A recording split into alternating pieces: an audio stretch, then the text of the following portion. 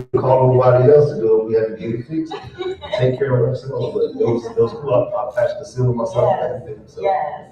Those are things that we look back on that we'll be able to laugh at, that we're able to laugh at now.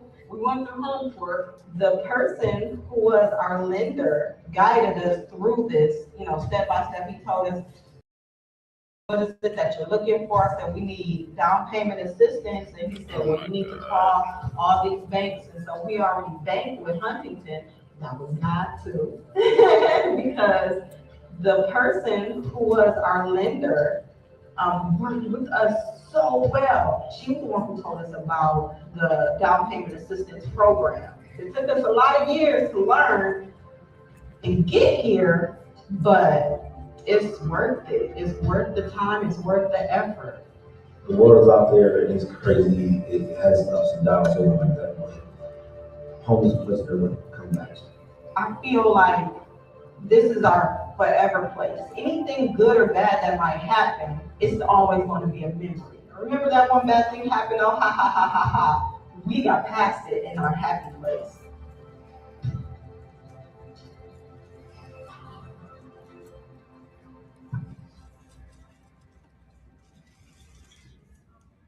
Okay, so that was one of our home buyers that's used our home buyer programs and down payment assistance that I'm going to tell you about. So 3 important items to know about OHFA, the Ohio Housing Finance Agency. Our homeownership programs can be used anywhere in the state of Ohio, and not all lenders and banks and mortgage companies are OHFA participating lenders. So our full list of participating lenders can be found on our website, myohiohome.org. Again, that's myohiohome.org. And we do have participating lenders here at the vendor table. So make sure you go out and visit one of those participating lenders. So what's the basic process to start the home buyer process to see if you qualify for our mortgage loan? So step 1 is the home buyer is going to contact an OHFA approved mortgage lender for an eligibility review. Step 2, if you qualify, you're going to choose the loan program that best fits your needs. And then step 3, you're going to go through the normal home buying process with a real estate agent. There's nothing majorly different with an OHFA loan than any other type of loan. You just do a 1-hour home buyer education course, and you actually do that after you go into contract. So after you found that house, you submitted an offer, the seller has accepted that offer, that's when you would actually do the home buyer education. But again, you don't have to do that until after you've gone into contract on a house. We participate in all the major loan types, so conventional, FHA, VA, and USDA loans. And the minimum down payment requirement for conventional loans is 3% of the purchase price. For FHA, it is 3.5%. And then VA and USDA loans, so VA are veterans loans, and then USDA is the United States Department of Agriculture. Those are zero down loans. And so if you qualify for one of those, you actually could use a down payment assistance to cover all of your closing costs on those zero down loans. So keep that in mind. Even if you qualify for a zero down loan, maybe you don't need the down payment assistance to cover the down payment. You can actually use the down payment assistance to cover your closing costs. So who qualifies as a first-time home buyer? You have to meet one of these 3 criteria to be considered a first-time home buyer. So one is someone who's not had ownership interest in a primary residence in the last 3 years. You don't truly have to be a first-time home buyer. You just cannot have owned a primary residence in the last 3 years. 2, anyone buying in a target area. So target area is an economically distressed area, and on the next slide, I'll kind of show you what it looks like on our website if you wanted to search that. But if you're buying in an economically distressed area, you do not have to be a first-time home buyer. And then 3rd, if you're an honorably discharged veteran, we got any veterans in the room? Just by show of hands, any veterans? Okay, so I see a few. If you're an honorably discharged veteran, you can still use our programs even if you're not a first-time home buyer. So if you wanted to look at a house, maybe you're looking at a house, you're interested in taking a look at it, you're wondering if it's located in a target area or not. We do have that map on our website, and you can go ahead, and this is what it looks like here. So if you go to our website, again, myohiohome.org, you can actually type in a specific property address. It'll let you know if that house is located in the target area, or you can zoom in and out on the map, and it'll let you see all the target areas within the state of Ohio. Now, in terms of income limits, You do have to be under our income limits, and here they are listed up on the screen. So if you're purchasing a house in a non-target area, so it is not economically distressed, for a 1 to 2 person family, you can't make more than $99,400. For a 3 or more person family, it's $114,310. So again, those are our maximum income limits, meaning you can't make more than that. Now, if you are buying in a target area, then you can actually go up to our higher income limit. So for a 1 to 2 person family, it's $119,280, and then for a 3 or more person family, $139,160. And if you're looking at that, maybe you as a family make more than what's shown on our screen here. Something important to note is that we only count bar income, not household income. What that means is you go in to qualify for the loan, and let's say you're married, you as a couple make too much money to qualify for our homebuyer programs and down payment assistance. But you qualify for the loan based on one of the spouse's income, so only one.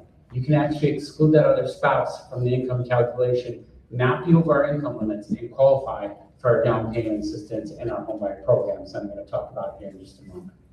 So again, these are our maximum income limits. You have to be underneath these to qualify as a first-time homebuyer. Credit score. So the minimum credit score is 650 for FHA loans, and then conventional USDA VA is 640. Again, FHA 650, conventional USDA VA 640. And at the very end, I'll have some information up there too. Maybe you're looking at that and you're thinking, oh, I don't think my credit score is that high, or maybe I'm close, but I need to get over that 640 or 650. I'll give you some information on how you can do that to get on the path and improve your credit score to get approved for a mortgage. This is our most popular program. Approximately 85 to 90% of our home buyers use the OHFA down payment assistance. And the OHFA down payment assistance can be used towards the down payment, closing costs, and any other prepaid expenses incurred prior to closing. If you use our down payment assistance, your interest rate will be slightly higher than our standard mortgage interest rates, and you cannot sell the house for the first 7 years. Otherwise, you have to pay back the entire down payment assistance. After 7 years, you can do whatever you want with the property. But again, between year 1 and year 7, you cannot sell the property. Otherwise, you have to pay back that down payment assistance to our agency. You can refinance through OHFA's refinance program, so maybe interest rates go down in the future. You could use our refinance program to get that lower interest rate. So let's take a look at how much down payment assistance you could get. If you're doing a conventional loan, you can get 3% of the purchase price towards the down payment and closing costs. And then if you're doing a government loan, which is FHA, VA, and USDA loans, then you can get 3.5% towards your down payment and closing costs. And just a reminder on those VA and USDA loans, which are zero down loans. So if you're a veteran and you qualify for that VA loan, that's a zero down loan. You can actually use that 3.5% to go towards your closing costs. So that would significantly reduce the amount of funds that you would need to get into a house. So let's say somebody was purchasing a $200,000 house and they're doing a conventional loan. So again, a conventional loan, the minimum down payment requirement is 3% of the purchase price. So in this example, they're getting $6,000 towards your down payment and closing costs. So the approximate out-of-pocket funds would be somewhere between $4,000 and $6,000 out of your pocket to get into a house. Now, this could be a little bit more, it could be a little bit less. What we always recommend is that you talk with your mortgage lender that you're working with and get that detailed printout of what your closing costs are going to be. And then you can work with your real estate agent to figure out, okay, how much money am I going to need? Am I able to negotiate this with the seller when you're going through the home buying process? That's something that you could ask your real estate agent about, is trying to ask the seller for seller paid closing costs to help reduce the amount of money that you need out of pocket to get into a house. But again, this is on a $200,000 purchase, conventional loan, and the approximate out-of-pocket funds somewhere between $4,000 and $6,000. Now, this is a powerful illustration showing the relationship between home ownership and wealth and gaining equity in your home. So this data is based on the Columbus region, which is where our office is located. And if somebody had purchased a house a 2020 for $200,000.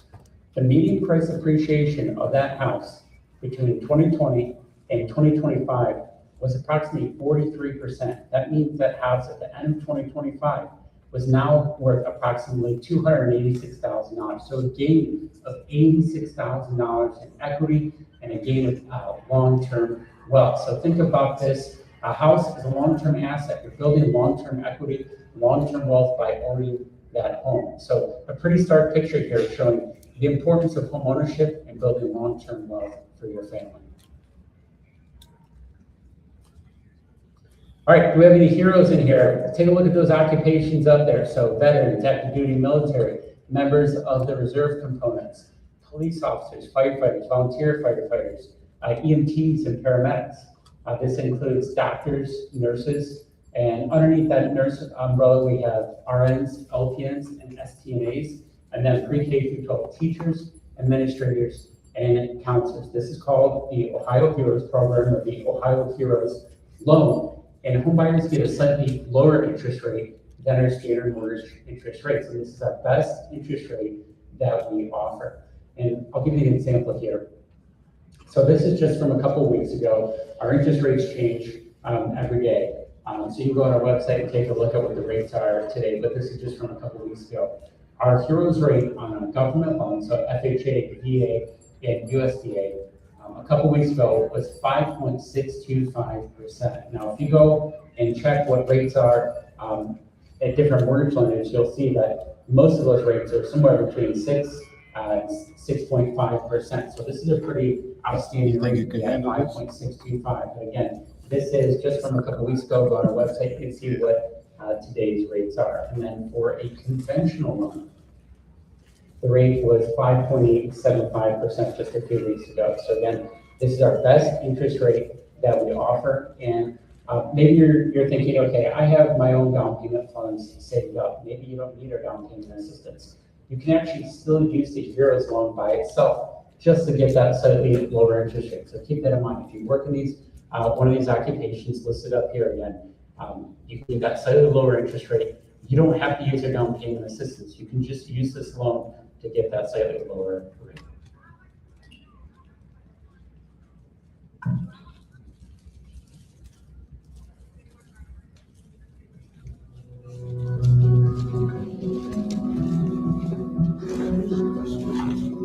I'm Erin. I live in Akron. I've been here for almost 2 years now with my boyfriend Logan and our 8 animals. Then we're streaming live to Facebook and /teacher YouTube pages. Is what I was when I purchased this home.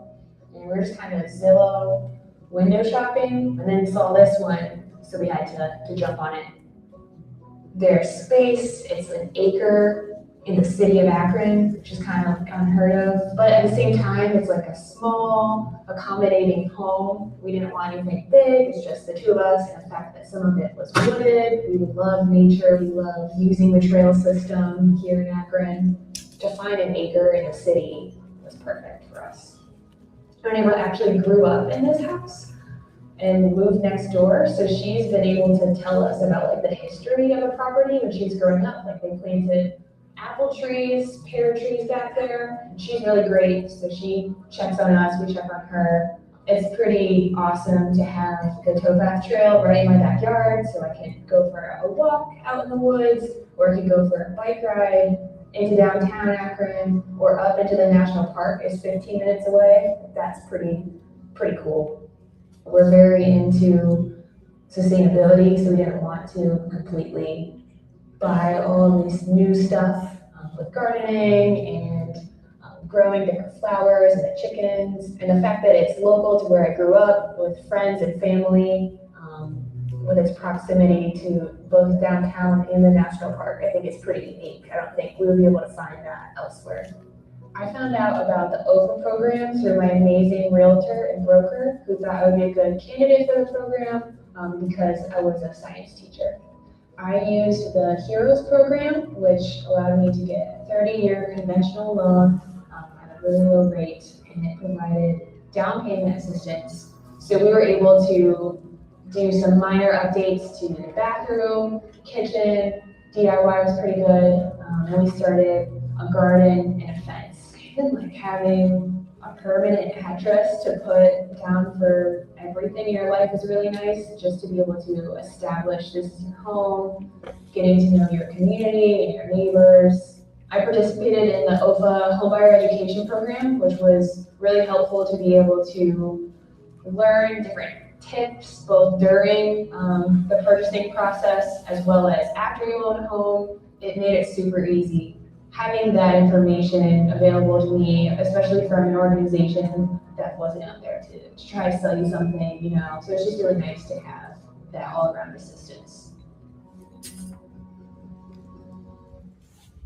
Okay, do we have any recent college graduates in here? Just by a show of hands, any recent college graduates? Okay, if you've graduated college within the last 18 months with an associate's, bachelor's, master's, or doctorate degree, you can use what's called our grants for grads down payment assistance.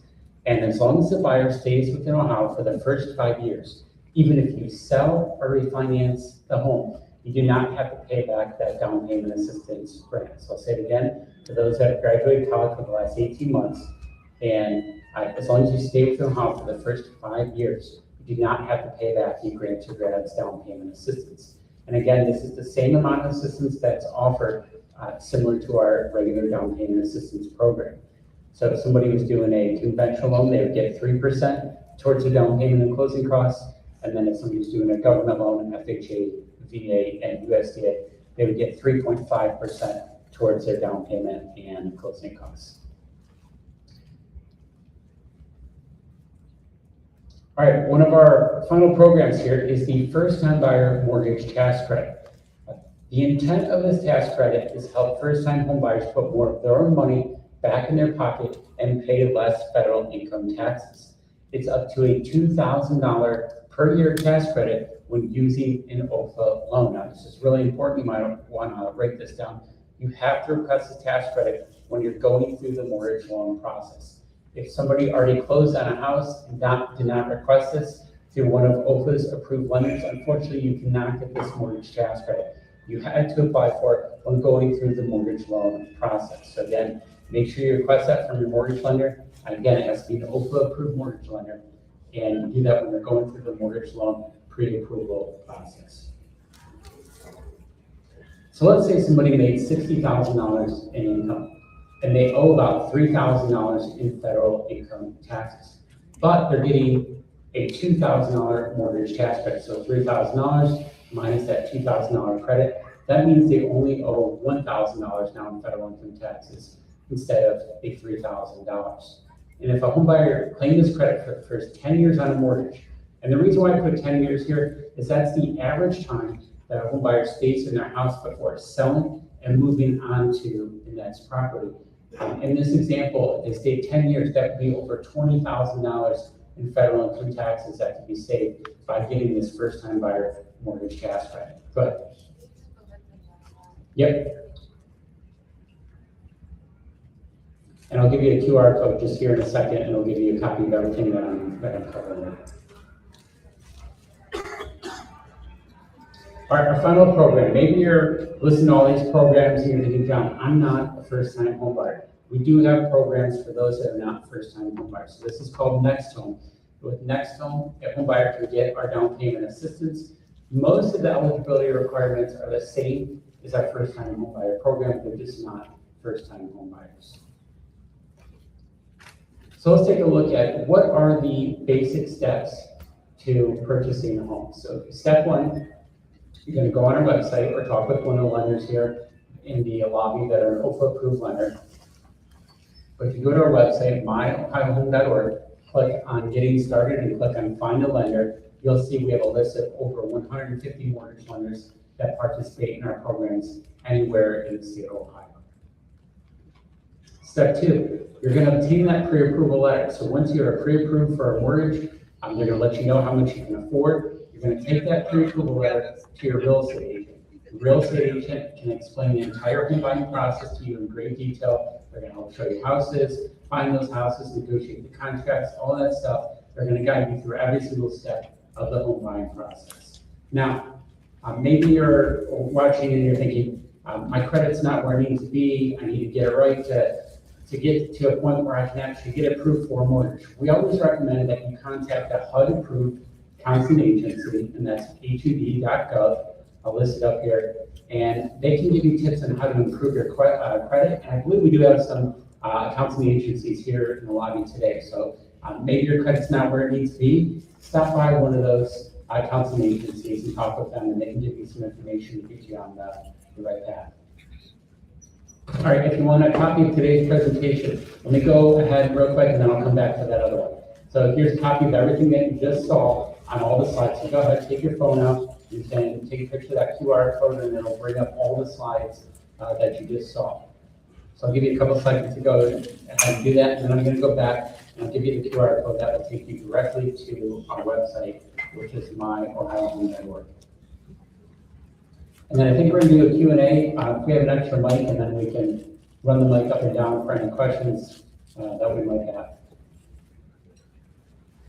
All right, and then let me go back one here. This is directly to our website. So this has all the information on all of our homebuyer programs, down payment assistance, finding a mortgage lender, I have no and just idea. some basic I think he has. FAQs or frequently asked questions on starting the home buying process. All right, if we could, we have an extra handheld mic, and we could run some questions.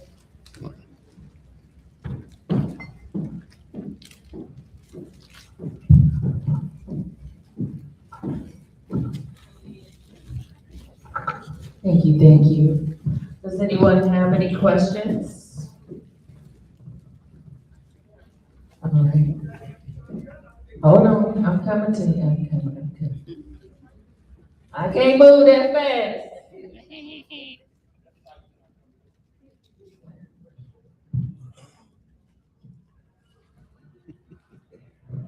Another question, so if you're on a fixed income, can you still be a home buyer? Potentially, yes, as long as you have the income to qualify for the mortgage, regardless of the type of income, as long as it's in a standard type of income, they'll review it. If it's, like for example, monthly income that you get on a consistent basis, then typically they would count that. So, Yeah. All right. Oh, we have a question, okay, I'm glad you're in the right area. I'd like to ask, you tell us to scan this with our phone. yes. I just watched a video on YouTube, and it talks about how scammers are able to get inside of these QR scans. Once you scan it with your phone, and they can take your, just like they see with the text or email. So is there any other way that we can get into your website without this QR scan? Yep, it's listed right, we go back right there. If you just if you want to write it down or save it in your phone, you can just myohiohome.org, and then we have the flyers listed out there on the table right behind you in the lobby. We have one sheet that go over all of our programs. All right, any other questions? Now, one in the middle, you can shout out real loud, I'll try to hear you. My question is, if you consolidate old loans into, so you can lower your payments and interest on all that, can you still get into the first-time buyers program? So your question was if you consolidated other loans to try to qualify for mortgage, potentially, you're really just gonna have to meet with the mortgage lender, check your credit score, and see if you qualify or not, or if they're gonna tell you, hey, you gotta pay out some of these debts before you might qualify for a mortgage. And I actually have a question for you. Are some of these benefits stackable? So say you're a graduate and you qualify for the Heroes program, and then you qualify for, the graduates program. Can you use both, or is it usually either or? Some of them are either or. So for example, it's either the down payment assistance or it's the grant to grant. You can't combine both those together, but you can do, for example, the Heroes loan, which is that lower interest rate with our down payment assistance. So you can stack that. And on our website, we actually have a chart of all the different ways that you can stack these programs together. Oh, great. All right, very good. So my question is, if you receive one of these home assistance programs, do you have to live in the home yourself? Yes, you do have to live in the property. This is for owner-occupied residents. All right, I'm coming to the other aisle. Yeah, did I see some hands over here? All right. Here we go. How you doing, sir? Hold on.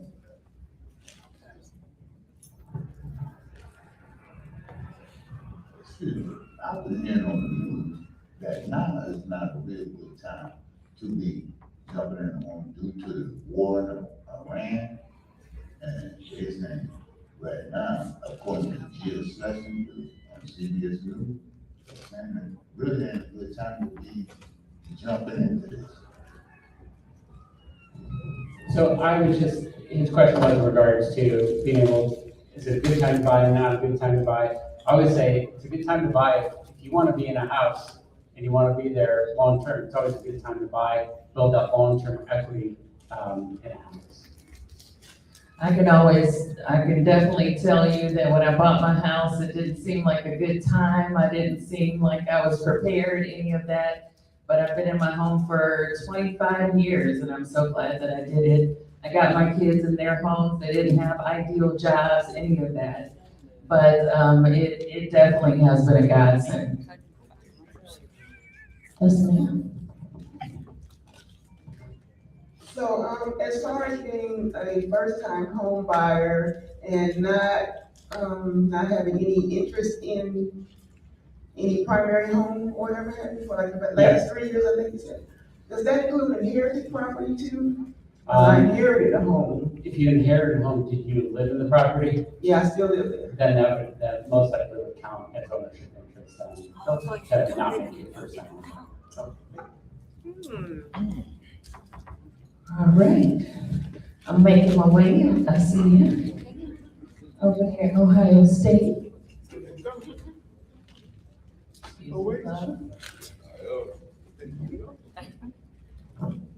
Yeah, I was wondering, if you go through all these programs and you qualify and you get in, but after about a year or two, you start making more income, better income, would that deem you in this program, or you could just keep going? So there's no so you qualify, your income goes up, you're saying. Right. So there's something called recapture tax. We've only had a handful of people ever had to pay it, but our agency, if somebody ever had to pay it, would reimburse them if they had to pay that in that circumstance, what you're saying. But again, we've only seen it like a handful of times where somebody actually had to pay that. All right, dear. I was like wondering about like you said about the HUD, I know it's probably a question for them about like fixing your credit and whatnot, but so say that you come with like 50%, would you, like even if you have bad credit, like do you have programs for that as well? Like say I'm trying to buy a home in like 2-3 months. When you said come with 50%, you're saying 50% down payment or? 50% of the home price. Okay, so regardless, you would still have to meet our credit scores no matter what you qualify for our home buyer loans. So if you wanted to use down payment assistance in addition to whatever you had, you would still have to meet our minimum credit scores. Okay. You got another question over here? Thank you. Good morning. Good morning. I wanted to know if this would apply if you want to rent to own your home. Potentially, in terms of that, it would just be, you just have to qualify for the mortgage. So whatever house you're looking to buy, you just have to qualify for the mortgage through one of our OHFA approved lenders. Now, we don't have anything specific where we work with landlords on a rent-to-own basis or anything like that. It's just you have to meet the qualifications for our mortgage to purchase the house. Thank you. Yep.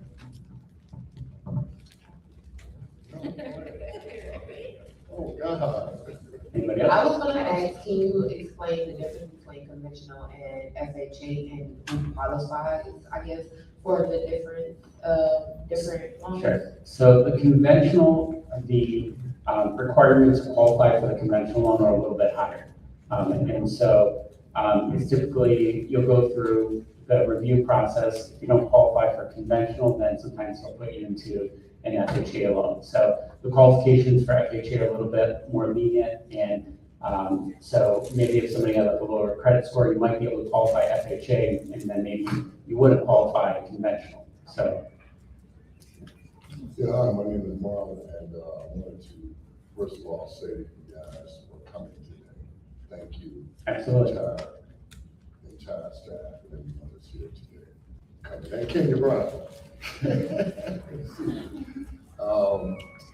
I got 3 questions here. Okay. Let's see. I wanted to find out when you retire, just retire. Okay. Okay. And also, first time buyer with the credit score is like 5, I know she said about 650, 540 in that direction. And being a first time buyer at the age of 7.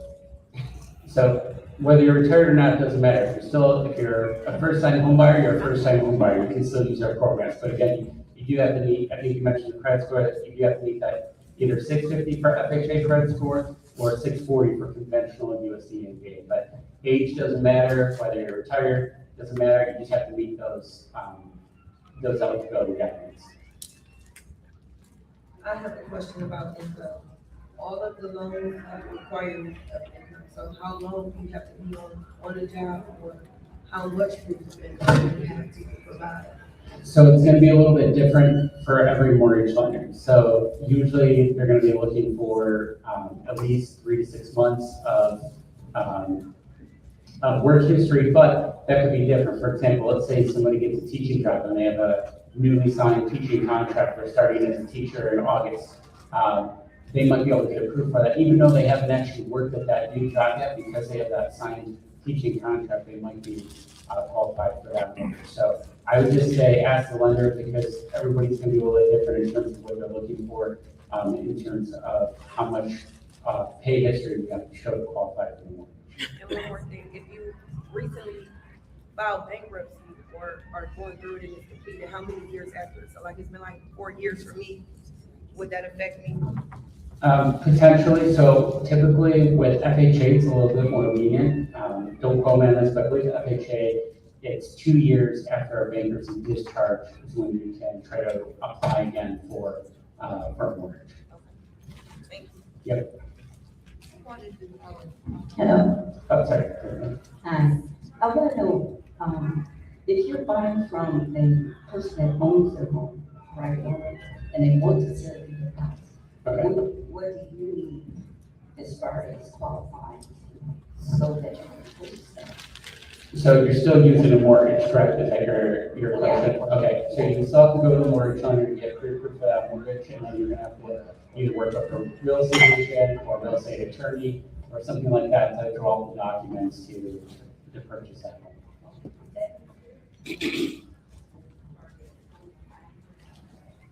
Potentially, I mean, if it's easier, yeah, I mean, if you're not buying a house that you already know somebody, you're gonna have to go look for houses all throughout the city or whatever, but yeah, you could use our programs doing that. It's just you would have to have somebody help you with the paperwork.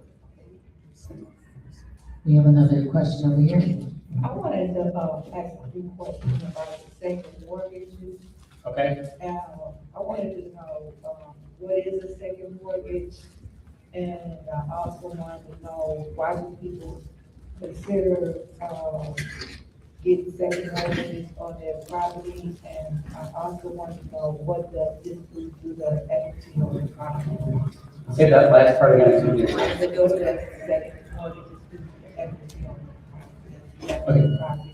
Okay, so if you're getting a second mortgage on the property, it could be a couple different things. So, for example, when we use our down payment assistance, that's a 0% second mortgage, meaning there's no monthly payment on it. It's a 0% second mortgage during that 7-year period. Once the 7-year period is done, then our second mortgage falls off the property and goes away.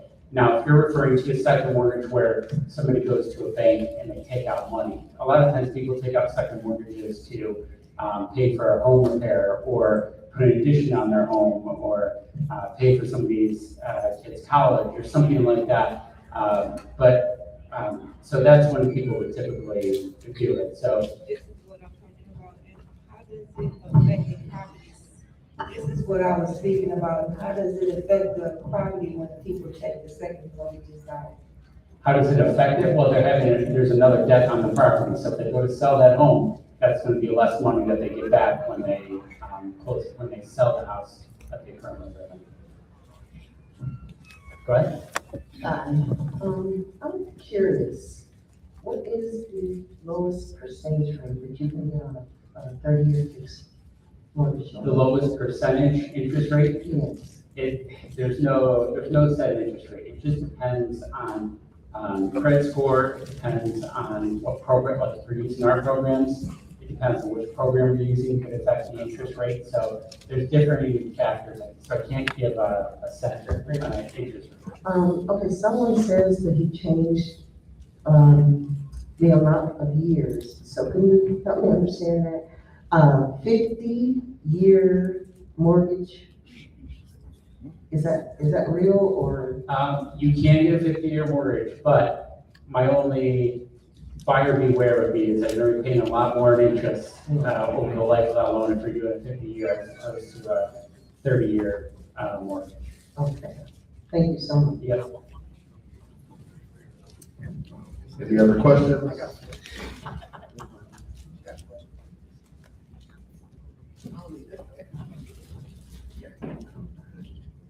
I got a question. This about, if a person that was on that job for over 10 years and they had a little fallout in the middle, and then you get back to working again, how would that work? So the lender's just gonna look at your work history. They're gonna make sure that you have enough months of work history leading up to when you apply for the mortgage. So they'll be looking at that. Yep. And then I think we got one more, and then I think I'll be out at the booth too if you have any other questions, and how we doing on time for the next speaker. I can answer a couple more questions, and I think we'll head over to the next presenter. Go ahead, if you want to shout it out. I have a question about your housing program. It's a federally funded program, correct? Yeah, so is this a temporary thing, or how long does it last? So we're not federally funded in the sense that we receive funds from the federal government like that. We use, basically think of it as we use tax tools, IRS tax tools to help fund our mortgage loans. But we don't receive direct funding like you're thinking in terms of how we do loans. So we're not affected by any funding right now with the federal government or anything. I guess I questioned that wrong. I'm more curious about how long does the program last? So say I am saving right now. I want to go do this in 3 years. Am I still able to come back to this, or? Yeah, so our programs are continually funded, meaning we don't run out of down payment funds, and our agency's been in existence since 1983. So, okay, cool. Yep. So the last question over here. So as far as, say if you have a late payment on like your credit score or your credit history, and you have decent credit as far as buying a home, but you just have like a late payment or like consecutive late payments previously, they say something happened or whatever.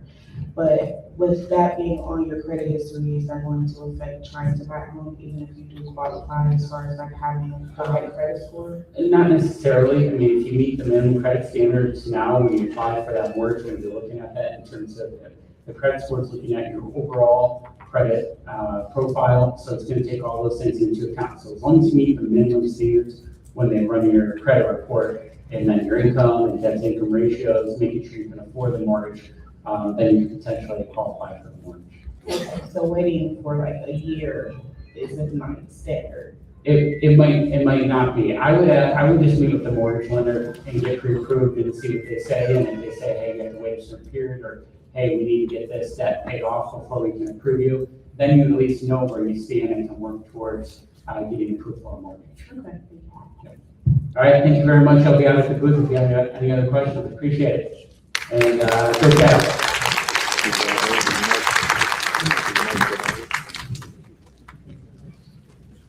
Thank you so much, John Dewey, and I just want to remind you that we will be giving the first gift card, the $500 gift card. We will be giving that away after the next panel, and you do have to be here in order to win the prize, all right? And we're doing it right now? Oh, okay. I guess we're doing it right now. Try to see who get this money. So this is for the $500 gift card, which I'm sure everybody could use an extra $500. All right, Marguerite Pennington? No shit. I know that's right, girl. Come on, Marguerite.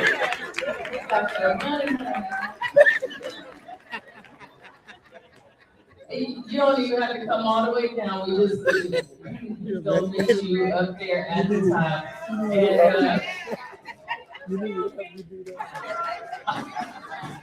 Marguerite, you taking me to lunch? All right, love. And we're gonna give away a washer and dryer as well, but I just wanna let you guys know, this is an intimidating process. Sometimes buying a home, it can seem intimidating, but don't talk yourself out of the process before you even find your own solutions. Because even with all the questions that you have right now, you know, one thing might not line up for you, but something else might. And these professionals are here, they know the business, they know all of the things that are available that you might not be able to find or have a harder time finding on your own. So don't talk yourself out of the process. Make sure you get with all these wonderful professionals that can help you get into your next home. Now we have a panel, and I love these ladies because they have a wealth of information as well. The Cleveland Realtors NID panel with Miss Amber Lewis, Deborah Bonner, Laisha Bailey, and Lydia Pope. Y'all don't want to take notes on this because they got that good info for you. How you doing? Thank you so much. Good morning. Good morning. Okay, I know it is a long day, but you are here. We're going to try this again. Good morning. Good morning. Give yourself a round of applause because you can be anywhere. So you're here with us. You're still in the room. You're still rocking with us. I'm going to check in. We have a good panel for you today. I am Amber Lewis, and I am your moderator today for our conversation on how to, number one, know who the realtors are. We're going to talk to you a little bit about that. Number two, how do you actually purchase a home? What are the steps to get you ready? And then number three, let's talk about all things credit. Because I know we had some questions for OHFA a little bit before, but we want to make sure that you are home buyer ready. So who am I? I am the third vice president of the National Association of Real Estate Brokers. For those that do not know that we exist, we are here live and in real form. We were created to ensure that there is democracy in housing. So who has heard of the realtors? Realtors. And realtors? Yeah. Realtors, agents. So who's ever worked with an agent before? A real estate agent. Okay. So when you think about the realtors, we are the realtors. So outside of the fact that we have been established to ensure there's democracy in housing, our number one goal is Black home ownership, and to increase that. We were created and established in 1947, and we have over 120 local boards across the nation. We're the oldest Black real estate trade organization. A lot of people don't know that, and you have one right in your backyard, so that is the Cleveland Realtors. I'm a part of it. I'm going to make sure that we go down the line. So let's start with our local board president, Madam Laisha. Can you introduce yourself? Yes, absolutely. Good morning, everyone. Again, thank you for being here. My name is Laisha Bailey. I'm the local board president for the Greater Cleveland Realtors Association, and I'm also a licensed real estate agent with the Era Real Estate Group. Madam Debbie. Hi, everybody. My name is Deborah Bonner, and I am the immediate past president and the current board chair for the Greater Cleveland Realtors Association. And I am a realtor / realtist with Fast Real Estate Services in Chicago. And Madam Lydia Pope. Hello, everyone. My name is Lydia Pope. I'm the past national president of NAREB, which is the National Association of Real Estate Brokers to Realtors. Also, I am a housing counselor for NID Housing Agency, and we focus on first-time home buyers, credit, budget, and those that are losing their homes. So who won? So we're going to do a little bit of interaction with you, because I know this is a long time to sit. We want to make sure you're getting the information. What do you think is the number one way you can create generational wealth? Anybody want to guess? Real estate. Real estate? Real estate, yes, real estate. Who wants to take a guess? Who knows or would like to guess? What do you think the percentage of Black home ownership is in this country? Like 20 to 30%. 20 to 30, I heard someone over here. 3%, ooh, okay. Back here? 20, so I'm hearing 20, 30, and we heard 3%.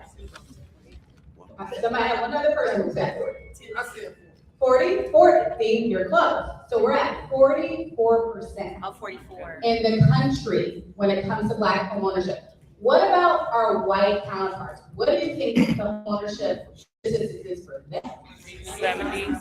60, 100? 100. Well, at 100, that means everybody on top, you know that? Okay, 100, okay. 80, okay, so close. 70, 75%.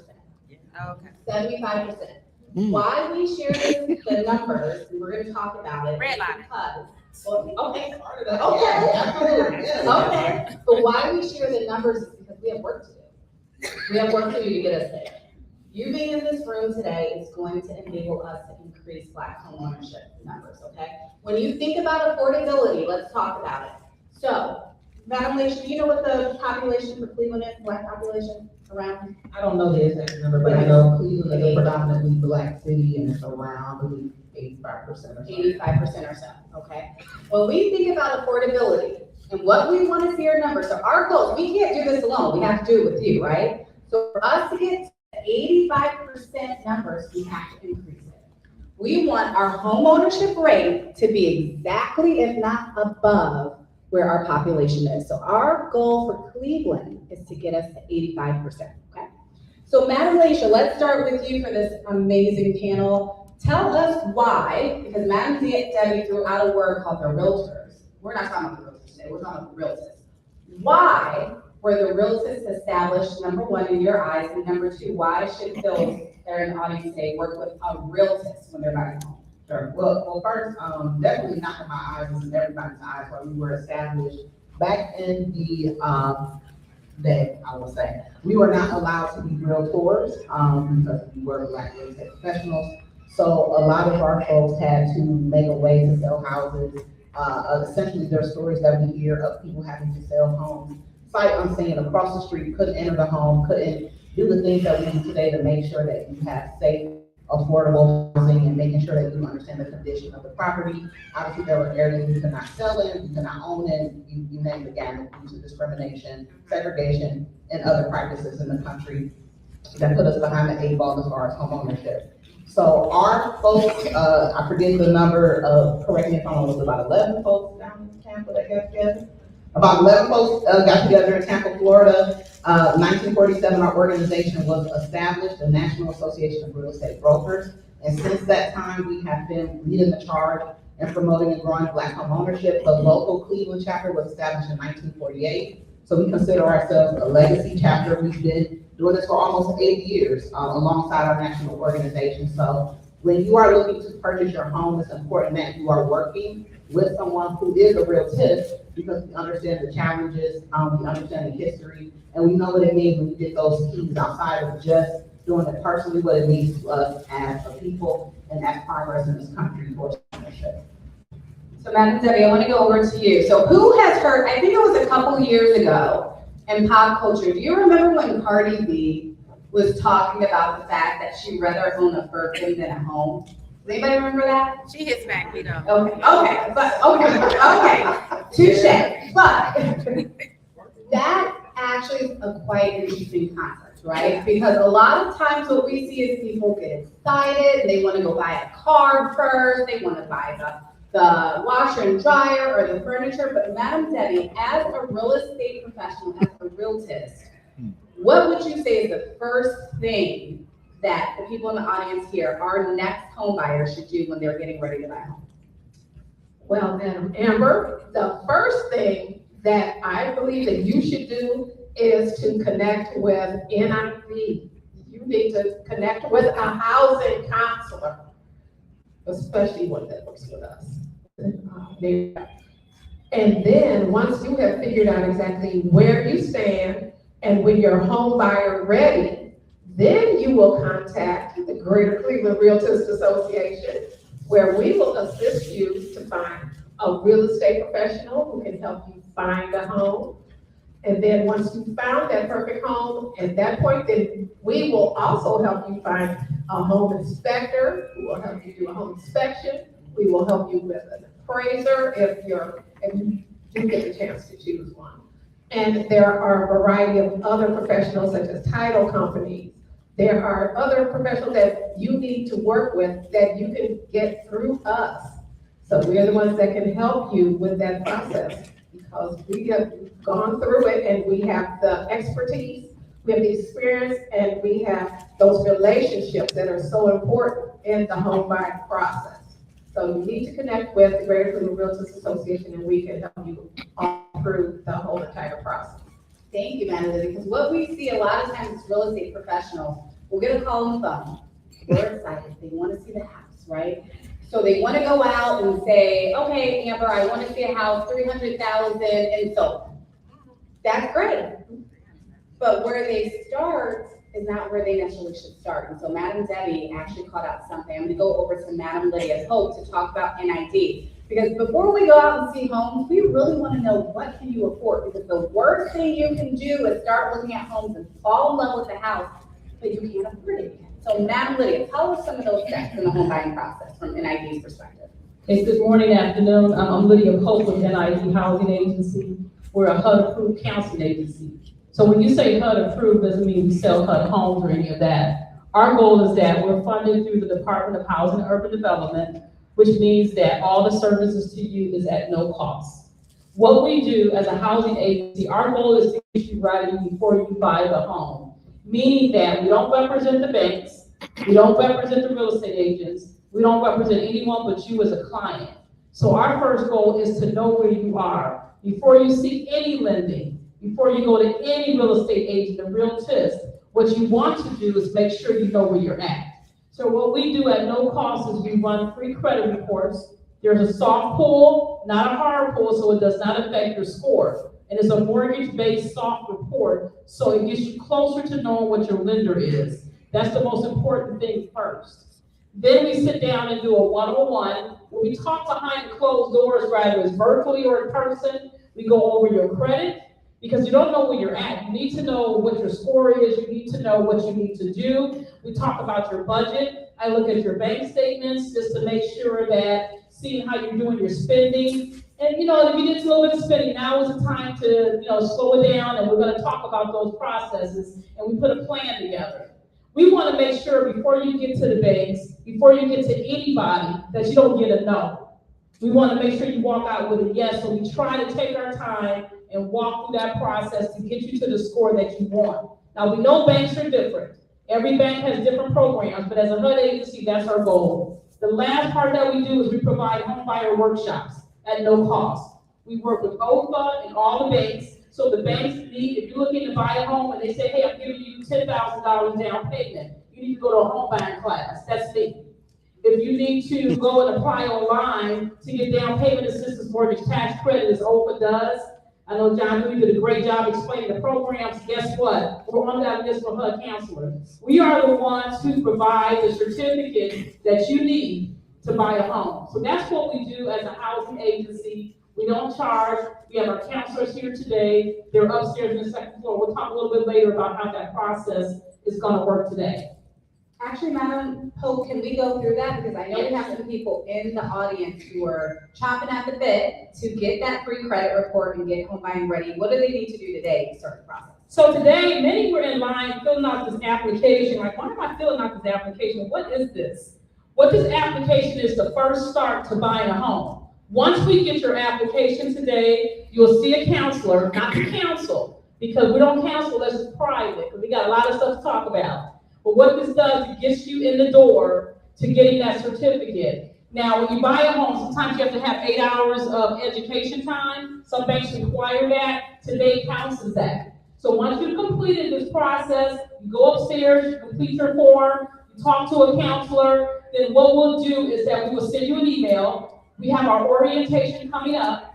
where you can understand more deeper depth what we do, and then get you scheduled for your 101, your credit pull, and get this process started. But this is like going to the doctor. This is your intake. Get you started so we know information about you, so we can send you information, so you can know about the workshops, so you can know what to do to get a lot of the down payment money. And I'll end with this. There's 3 types of funding that you can get. You can get state money, bank money, and city county money. And a lot of those funds, buyers don't know. You can layer those funds to get more money. But that's what we teach you in the classes. That's what we go over in our one-on-one sessions. So hopefully this helps to know that. But this is your key and your ticket to your certificate and getting you ready for that process. Thank you, Madam Pope. So Madam Leisha, once our home buyers have gotten their certificate, they're ready to buy, what is the next step then?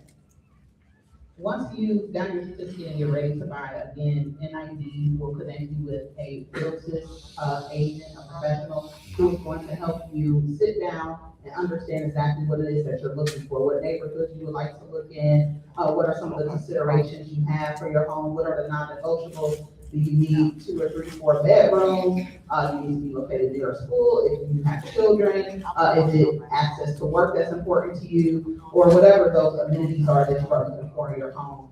And also understanding that whatever the funds that you have been approved to work with, to really understand how you can make those dollars work for you in your best interest. One thing that I will say just as a practitioner, all of us is, as the banks approve you, they give you the money, you're like, yes, I want to go out and buy, but what is your actual budget? And that's where NID has already talked to you about schools you want and say, okay, you're gonna go out here and see all these houses, and you're gonna be so excited, and that's great. And we want to make sure you get what fits your budget, though, because what we're interested in is sustainable homeownership. Not just giving you the keys to that home and getting you in the door, but making sure you can stay there for the longevity that you want, or even set you up for the next process of buying your next home as your lifestyle changes.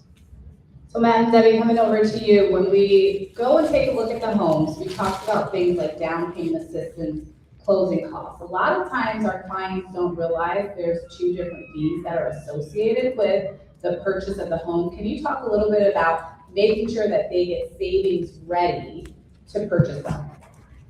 Well, yes, you need to be ready for some costs that you will have to put out at the time of, at the time when you actually do your contract. So once you found that perfect home, there will be one thing that you'll need to talk about is earnest money.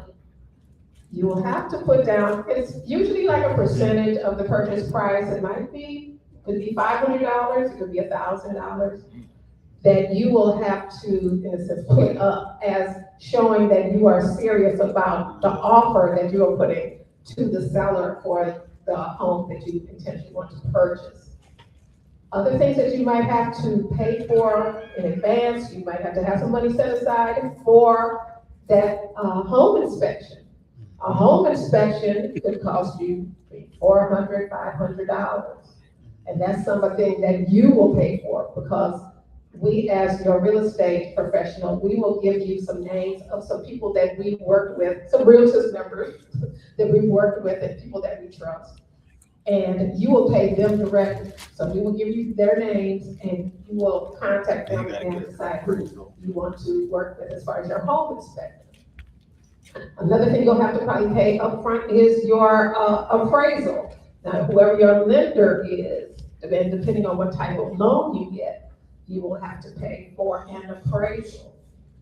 So there are other things that you will have to think about. You'll also have to think about closing costs. These are different things that we will discuss when we sit down. You see what I'm saying?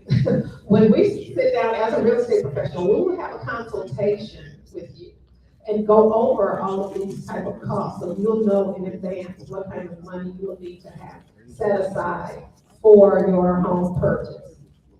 And that's about it. I think that's great. So I think we threw out a couple terms. Who's familiar with what an appraisal is? Raise your hand if you are. And it's okay if you're not. Okay. So an appraiser is going to go out to the home that you have a contract on and do an assessment. They're going to look outside the house from top to bottom, inside the house from top to bottom. And they are going to pull something called comparables. in the neighborhood to see what is sold that is a like property in the neighborhood, usually within, we like to say, within at least 4 weeks, but we can go back 6 months, but that's not important for this conversation. But what this means is the appraisal is actually for the bank. And that's where a lot of our clients get a little bit tripped up, right? So the bank wants to make sure that if you are paying $250,000 for the house, what is the very least that house should be appraised for? Somebody guess. You said 2,000. So the house, if you're buying a house for $250,000 and the bank is going out to do an appraisal, what do you believe is the very least that house should be appraised for? 250, because you're taking a loan out on 250. So they want to make sure that if something happens, they're going to get their home price back for what they loaned to you. So that's what they're looking at, just making sure. Madam Debbie also talked about a, what was the other one, an inspection, a home inspection. So that is for you as the buyer of the house. You want to make sure that everything is in decent and order to make sure that you can move into it. And if it's not, then that becomes a negotiation with the seller. So we won't get into that today, but those are two terms I just want to make sure that you understand. Madam Lydia, I'm coming back over to you because we talked about you have to get home buyer ready. You have your piece of paper from NIT. You work with your realtors. You have a contract. You are out there making sure that the appraisal is now done. You are ensuring that your home inspection is done. But what is one or two things that you see from a credit perspective that then kills the deal and it never gets to the closing table because they didn't come and talk to you first? Great question. So I want to back up quickly to say that when we have our workshops, the realtors is there as well. So when we walk you through what that appraisal is, we walk you through what that means. We talk about that, the steps of the home buying. We go over the credit, we go over the budget. We walk you through the loan process to understand what's an FHA, VA, conventional, what should I get kind of thing. So those home buyer workshops are geared towards that. So we have them monthly and we have them every month. Now we have them twice a month now because of the amount of folks that have been in our workshops now. We've gathered to that. So once you sign the form together, you go over that, your emails will have all the dates of our home buyer workshops as well. You get all the data and the information. But the main thing that we find as a housing counselor, and I've been doing the counseling for 30 years now, I'll be 31 in June, and what I find out for a lot of the clients when they get to that process without seeking a housing counselor is always, number one, your debt to income ratio. What we find out is even though you have a 750 score, you have the greatest score in the world, but if your debts are too high, it doesn't qualify you to buy that house. That's the first thing. So we want to make sure we're looking at your debts. How can you lower your debts? How do we handle your personal student loans? What kind of student loans you have, the federal, private ones, whatnot. So we talk through all of that process when you're looking at your credit report. And we actually pull 3 because the lender looks at the middle score, by the way. And then the other part that I find that there's a barrier is when it comes to buying a home, not just the debt to income ratio, but now it's your cash flow, it's your down payment. You know, Debbie explained what is needed as upfront money. Our goal as a counselor to make sure you have it and to talk through that. And you can do ways of, even though you may have down payment assistance, you still gotta have some funds saved.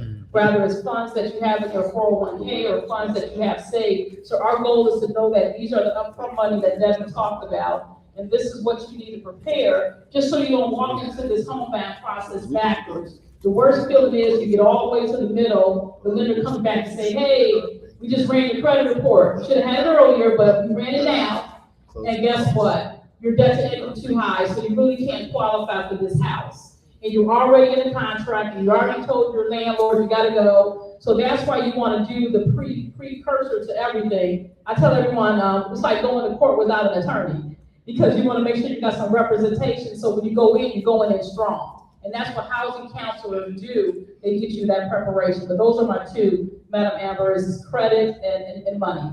Thank you. And Alicia, coming back over to you for our home buyers that are in the class today. What do you think is one of the main best practices they should think about as they're getting home buyer ready? I think some of the best practices is what Madam Lydia kind of was already talking about is, number one, being aware of your credit. I know a lot of times you don't want to look We don't wanna know. I heard someone asking a question earlier around like if you had some delinquencies in the past. Some people think that those things completely stops you from being able to purchase a home, and that's just not true. So the first thing I would say is making sure you're getting connected with NIU just to sit down, getting that free credit report because it's free, it's no cost to you, and just really understanding where your credit health is. Another best practice is, I would say, is also making sure you're knowing what's coming in and out of your bank account. Like we talked about the spending just a little bit. I know some of us, we like to dash and we like to, stop and get some things on the way home, et cetera. But it's really about preparing yourself to be able to qualify for that pre-approval when you're sitting down with the lender after you've been through your housing counseling agency. And I would also say a best practice is just to also understand what's currently happening in the market. If you have a neighborhood or et cetera that you're interested in, understanding what's going on in that community, being able to really speak to about what it is that you're looking for. Because sometimes you get that approval letter, you kind of know what you want, but you don't exactly know exactly where you necessarily want to be sometimes. And for those of you who do know exactly where you want to be, that's great. But I would just say be aware of, homes that's on the market and things that are happening in that community as well. Madam Clerk, I want to come back over to you. Let's talk about one of the things I think culturally we do that also is a barrier for us to be able to purchase a home. Let's talk about mattress money. That money that we know is under the mattress, that we never put into the bank, but we need it in the bank to buy the house. Madam Clerk, what is your recommendation there? Should they move that money out the mattress? So so mattress money, and I had a lot of clients that had some mattress money. So what we recommend is that if you have some cash, and we know that where you stand in your work plan, when we meet with you, we'll put a plan together. So say you're not buying a house for the next 6 months, I'll just have you gradually start putting that money back in the account. Because what happens when the lenders look at your credit report, they ask for your last 3 months bank statements if you're employed, then they may ask for that. And if it shows this huge lump sum, they consider it like payment. So you can't use those funds as down payment. Then you have to then use your own savings. So if you have some mattress money, when you meet with your counselor, start gradually kind of bringing that into your accounts before you buy. That way, once you get there, and they ask for the last couple months of bank statements, that you have that. Now, if you're self-employed, it's a different conversation because mattress money and self-employment is different. Sometimes the lenders may ask for 12 months of bank statements, so it just depends. So seeing a counselor first and just acknowledging to us that you have some mattress money. And then we'll talk through that process and walk you through. And the last thing I wanted to say was, like she was talking when you deal with the lender, make sure when you're talking, when you're working with your lender as well, because loan companies, again, are all different.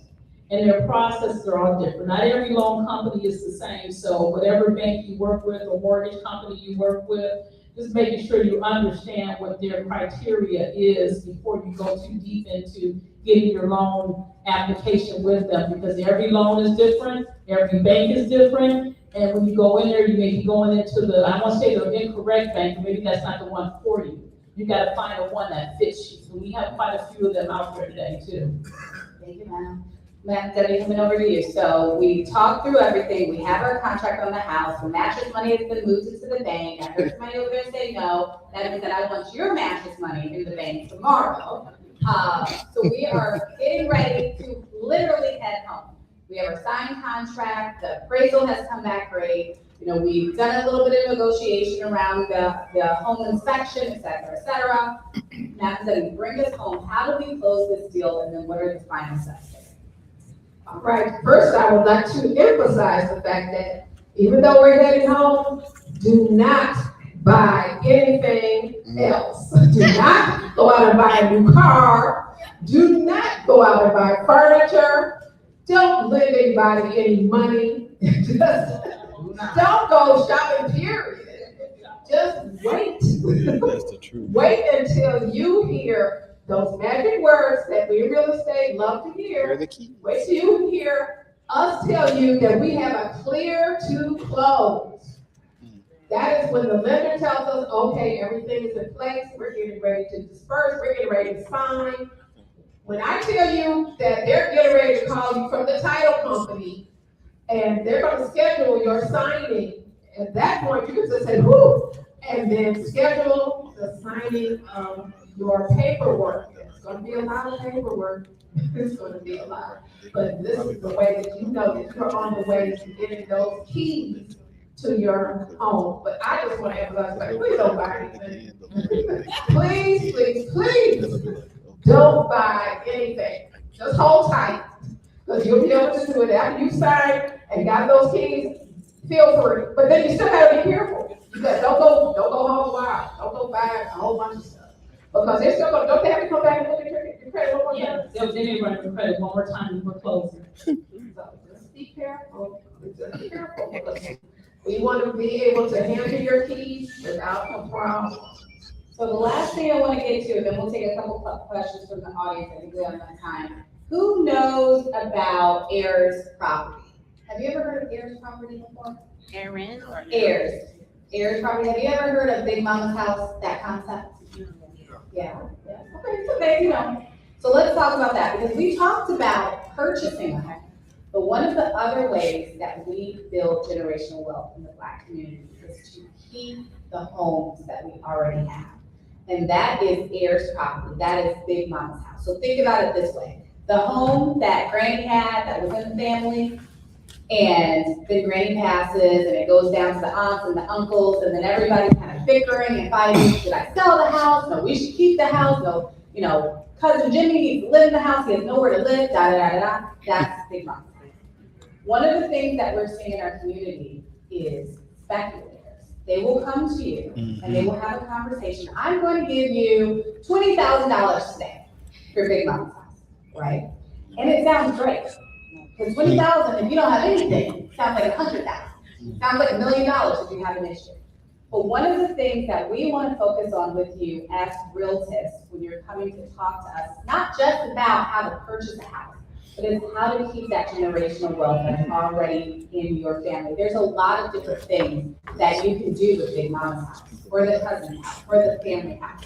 You can Airbnb it, you can hold it, you can use the land. There's a lot of different things. So Laisha, I want to come over to you around heirs property. You do a lot in the city of Cleveland. So she has an urban planning background, and so she looks and understands communities and how they're built. But not even that, the conversation about the fact that we don't have to save our block if we never sell our block. Can you explain to the people here today how they can keep that money in their own household? So, first, let me just kind of talk a little bit demographically. Like, we understand in Ohio and even in our own local area that we have an aging population.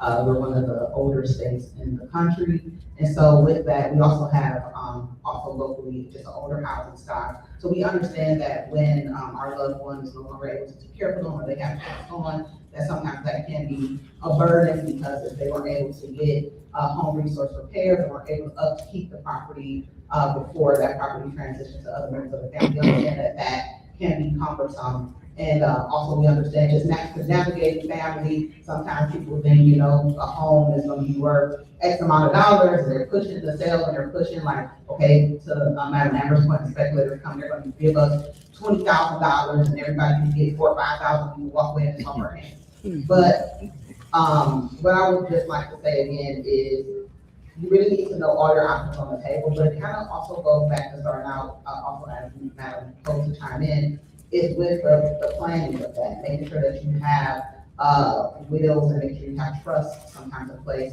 with our family. And I look, I saw that all the time when there's property that needs to be transferred upon death, or there's other things that can happen that are unforeseen. And a lot of times we do not have those things in place, kind of like insurance. Sometimes we don't have the proper insurance when it's time to make those tough decisions. And so things aren't taken care of on the front end. And so that's why we have all the voices and predatory situations that can happen, because we don't have the proper paperwork and tools in place to handle those types of things. So what I will say is just, as you all are here today, think about your own home, you know, think about those things for the future. Whether you know, you want to pass it on to someone, whether it's children or nephews, nieces, cousins, whoever it is, what your family status is, and just making sure that you're thinking about those things after you close on that house, and understanding what your options are to secure that home and keep it in your family, and also keep it in the community. Because one thing about Cleveland is we are definitely an area where outside investors are coming in and scooping up our properties, et cetera, in our neighborhoods. And so we just want to make sure that we can keep the wealth locally and also in our communities. But I'll ask, in the panelists, we have some of the numbers you want to ask the conversation. Yeah, I'll add to that. So NID, we just don't do just pre-purchase counseling. So a lot of housing counselors, we also work with homeowners. So when I mentioned earlier, if you're losing your home, you're behind, you come to us. So we put a plan together. We don't want you to sell your home, we want you to keep your home. And that costs zero. It doesn't cost you anything to come see us. When it comes to those heirs properties, Big Mama's house, let's sit down and talk about a plan. Let's look and find out, maybe someone in the family can purchase it. Maybe it's a reverse mortgage. Maybe for seniors, maybe it's not selling the property, but keeping it in the family. So the goal is to sit down with the family and find out what those options are. You know, what is the current mortgage payment? What is the interest rate? Can you refinance? Do we need to take out a type of loan? Some organizations have some rehabilitation loans that you can take out as well. But there's ways to find out before you make that one decision to jump into it and sell Big Mama's house. You're losing the Black wealth in the community that you have, and then again, that generational wealth continues. My same house that my mama lived in, that I lived in, my brother owns it now. We kept that house in the family, and it's on 106 in Union. So we are still in it, my family is still in the neighborhood, keeping that same house generation after generation after, and then his kids don't have it, because that's what it's about. But now that property has built equity in it, because the value of houses went up tremendously. Now that $30,000 house becomes a $90,000 house. Now guess what? Now that equity spreads. So I just wanted to add on to that, that do not sell first. Know your options before you do anything on selling property. And before we leave that, can you talk a little bit about the other programs that you have at NIT if they're looking for it? So I know reverse mortgage, for example, just regular credit counseling. Can you hit that, please? Yes, so there's a lot of services that housing counselors do. And again, you can find us on the HUD.gov website as well, is that it's just not home buying. Some people come in and just want credit. They don't want to buy a home. They just want to know where their credit at and where it stands. So we work with folks that are looking at credit only, budget only. Sometimes your budget, even people who buy homes, come on back and look at your budget again and see where you're at. Because we look at that debt to income ratio before you go close an account. You gotta be careful. You may close an existing account that has your biggest history and your score won't drop. So there's things that we need to look at. We also offer, as Madam Amber said, we do reverse mortgage counseling. That's for 62 years old and older. People have a misconception about reverse mortgage counseling. It's surprising the equity in your house can pay for someone's living expenses, especially a person that wants to stay in their home for the rest of their life and don't have to go into any type of home care that can actually pay for all your home care. You'll be so surprised the options it has, so it's understanding and educating. We do workshops on livings and trusts. We just had one in December. Do you know what a trust is? Should your house be in a trust? Should you have a deed? And then we also work with those, again, that are losing their houses. Don't be afraid. If you're behind, we need to help you. That's what we're here for. We may not have the state money anymore, as it went around sometime, but there are so many other options you can do to save your home and not lose your home. So those are all the services that we offer. When you go on the HUD.gov website and you look under NID or any HUD agency, you will see what they offer, and then we can call and talk a little bit deeper conversation about it. Okay, so in closing, I want to go down the line with one takeaway. I'll just share for the audience here. This is the one thing I want you to remember. You don't remember anything else. You did the first step today by coming here. This is your third row that you've come here. You obviously want it. I want to make sure that you go after your dream. If your dream is to own a home, do it. One of the biggest lies pop culture will feed us, especially as Black people, is that real estate doesn't count. It doesn't. They're going to push you to rent. Now, I am a both-and girl. If you want to rent a house, if you want to rent an apartment, that's great. Do it. But own real estate, invest in real estate, diversify your portfolio. Because why do you think that they want to keep you away from real estate? Anybody want to take that? To have control. Say that again? To have control. Okay. It's a power play. The person who owns the most land wins. They don't make any more land. So you have to own a piece of land. Madam Clerk, what's your takeaway? My takeaway is all that are here today, make sure you go to the second floor, complete your intake, get started with the process, at least start from square one. know where you're at. So that's fine. We'll be there till 1:30 today. Our counselors are there, they're upstairs, they're waiting for you, and then we'll do a follow-up on Monday. All those that have done their intake, we get a follow-up on your next steps. Madam Secretary? Well, one thing I wanted to add, as far as I had mentioned, don't believe everything that you see on social media. It's not easy as it may seem, but we're gonna help you through the process. Also, don't believe everything you see on HGTV. Don't believe that you see 3 homes and, oh, I found the perfect home. Sometimes you might need to see 10. Sometimes you might need to see 15. It might take you more than a few months. It might take you a couple of years. So just don't believe everything that you see on television or in social media. And please contact the Greater Cleveland Realtors Association to help you through this process. We are here and waiting to help you. My takeaway is I want to make sure that the homeownership for Cleveland by Clevelanders, born and raised here, making sure that we are the ones benefiting from the appreciation in our community, making sure that we are putting everyone here who is from the area to be able to be a homeowner. Again, like I said, our area is in the spotlight for investment, for affordability compared to other parts of the country. And I just want to make sure, we all want to make sure that the folks who want to buy into the front people work with Cleveland are able to do so. So we'll turn it back over to our radio and partners. Do we have time for questions, or did you want to kick it back? You two take a couple questions. Take a couple questions. Okay, do we have any questions? And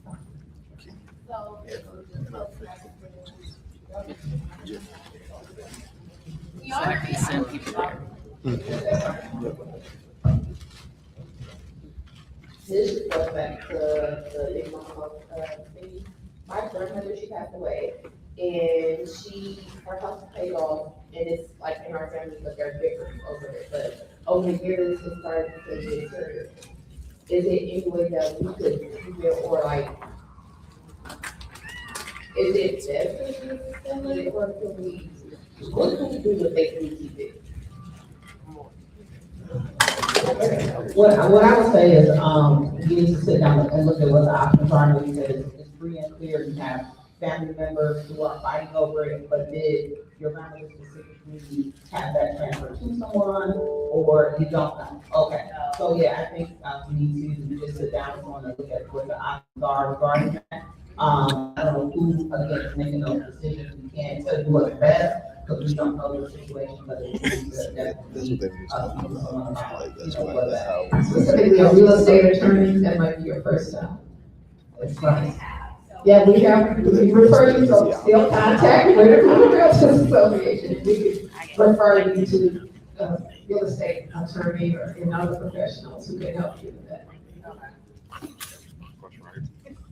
Mine's more, it's not a question more or less, but we had a family member that just recently passed away. He owned a home. My mom helped him purchase the home and things like that. The idea of me either having this conversation is like, you do want to keep it in the family. My mom is currently now going at it with other family members that want to keep the home, like his children. She's trying to send a home to probate. And I myself is like, I got my own opinion, but she wants to send a home to probate because he has 3 children, which one opt out on it, and 2 others are fighting for it because one sibling took everything and left the other sibling nothing, but he didn't write a will or anything. He said he'd rather go to probate. So, like, I know because I was in real estate classes that if you go to probate, you just giving the court's money. But ideally, like, what does it take from that? Like, because one do want to keep it in the family, but it's like, it's my uncle, so it's going to be in her family versus our immediate family or his immediate family, which he wasn't married. So, but it's going to probate. Like, so it's like, what do you take from that? So, great question. I'm going to remind everybody, we are not attorneys. And these are very deep questions, right? And we want to make sure that we're sitting to the right person. The answer is always going to be, and the theme that I want you to take away from this is there are options. but you have to, it's called sunk cost. You have to spend money to get the answers that you need. I know a lot of times you want to chat GPT it, co-pilot, come up with your ask question, it's a phenomenal question, but we have to put the money into it. And I would say speak with a real estate attorney. There's title companies that you can speak with. The answer I'm going to give you is that we can refer you over to resources that you need that are a part of our network within the realtors, but our answer is always going to be figure out what you can do with that house, okay? So I know, and that sounds a little messy, right? And we know that is. I don't have a hand in it. Yeah, the answer is always going to be whoever is a part of it, refer them back to an attorney for that, okay? To make sure they always have the right. And I have a quick question as well. So for Big Mama's house, if they still had a mortgage on the home and all of that, are there resources to help keep those things up while it goes through probate, or does somebody just have to come up with the money until everything is finalized? I don't know, with probate, are there resources? So yes, there are resources available to be able to do repairs on the home. So first I would say, look at what city you're in, because there's things like the Home Repair Resource Center, for example, in Cleveland Heights, that I know has money specifically if you live in Cleveland Heights. The city of Cleveland also has different programs as well to be able to provide it to you. So you have to do your research. Additionally, what I would say, if it's about the repair costs or anything that's happening, I'm gonna also refer you back over to NID, because they will make sure they sit down with you, create what that plan is going to be, and make sure that you're getting to the programs that are available to you as well. So the answer is you do not need to just let it go, right? Don't just turn a blind eye. Let's figure out what resources are available for you out there. Great question. I just wanted to know, do you all work with the land bank as far as the properties that they have for sale? If you're interested in a land bank property, that's something that we can take a look at. It just depends on how that relationship is set up with that property in particular. Sometimes they already have relationships established in certain CDCs, et cetera, that they're moving the house through. But if there's a property that you're interested in, you're working with a realtor or someone, then we can just find out how that process would work for a home that you're interested in. One right here, and then he'll be the last. You can go first. Okay. So I was wondering about the FHA loan. So I've spoken with a few lenders before, and they were saying that if your credit was below like a 640 or something, that the proper route would be like to get an FHA loan. I know like for the Ohio homebuyer program, it's like you have to be at 650. Do you guys help with like different avenues for that if your credit isn't so great? Because like I know, you can go ahead. I just was like, because I mean, I don't really know much about the different kinds of loans or conventional. I know you have to have like a higher credit score for that. So just briefly, so FHA, for those who don't know, FHA is not just always low credit score. Sometimes a person needs more money to buy a home. It helps to stretch your income amount. Like say you can afford a home at $300,000, FHA can maybe get you at $350 because it stretches its limits. But not, there are programs out there that you do not have to go FHA that are conventional products. That starts off at a 620. Banks are all different. Sometimes banks, they get what they call funds in order to, they call CRA funds, community reinvestment funds, to be able to have programs for low score home buyers. So just because you have a 620, you should be able to go either way, conventional or FHA, unless you're a veteran, you can do VA. So I would say when you sit down with the counselor, we look at your credit, we look at your score, then we talk about different banks and products that will help you determine and interview to say, okay, I have a 620 score, can I get into a bank, can I go conventional? So to answer your question, it doesn't have to be FHA. There are other myriad of other financing methods that you can get at that credit score. Last question over here. I got a question. I was established within 2 credit unions, and I'm currently trying to move away from one, but I've been in this one I started with for a long time, over 10 years. So is it good to just walk away from them or just keep my account open there and still have nothing? The credit unions, is this for your savings, for your down payment? Is that what you're? No, I'm saying I'm establishing two. I was in Emerald, now I'm in Navy. So I don't really want to deal with Emerald anymore. I'm going to Navy. But I'm asking you, should I still leave my account for Emerald still open since I've been there so many years? So when buying a home, the lenders are not concerned about the years you have with that banking institution. It's more so where you have your bank account at, like where your pay stubs going in, where your paychecks coming in. So if you decide you want to switch to a credit union that's maybe lower fees, more viable, as long as you have that tracking history to show that you'll be fine. And if it is, I know it may not be the 3 months, it may be just 1 month. We just let the lenders know that as well. You just want to make sure you have the funds in there to show at least a couple, we always try to say 3 months, because that shows that you have money being deposited, they can see the transaction history. But if you close out an account and say you started to buy a home, and they say, oh, I need 3 months, and you've already just closed it to open a new one, then they may want to look at your last 2 histories with your old account. It depends on the lender, just to see what that was. And when you close it out, you should still have your bank statements from there. And then your third one will be your new account that you just opened. We just got to show a tracking mechanism. All right, thank you so much to our wonderful panel. It's always one of my favorite panels. The Cleveland Realtors Association and NID, Amber Lewis, Deborah Bonner, Laisha Bailey, and Lydia Pope. Thank you so much, ladies.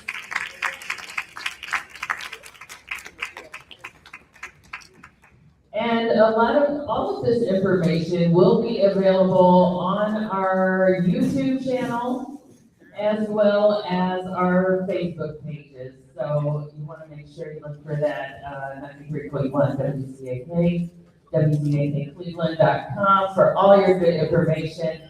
I know you're stretching. We got one more person that we're going to introduce, and we're going to give away that washer and dryer. And I know it's been a long day, stretch a little bit, but we are about to speak with Lauren Molnar from Believe Mortgage. They have some great solutions for you if you are going through the home buying process.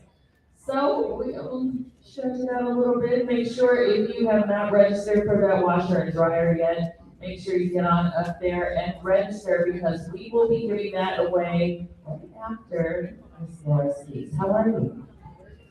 I'm good. How's everybody in here doing? Thank you for hanging in there. Thank you. I'm Lauren Molnar.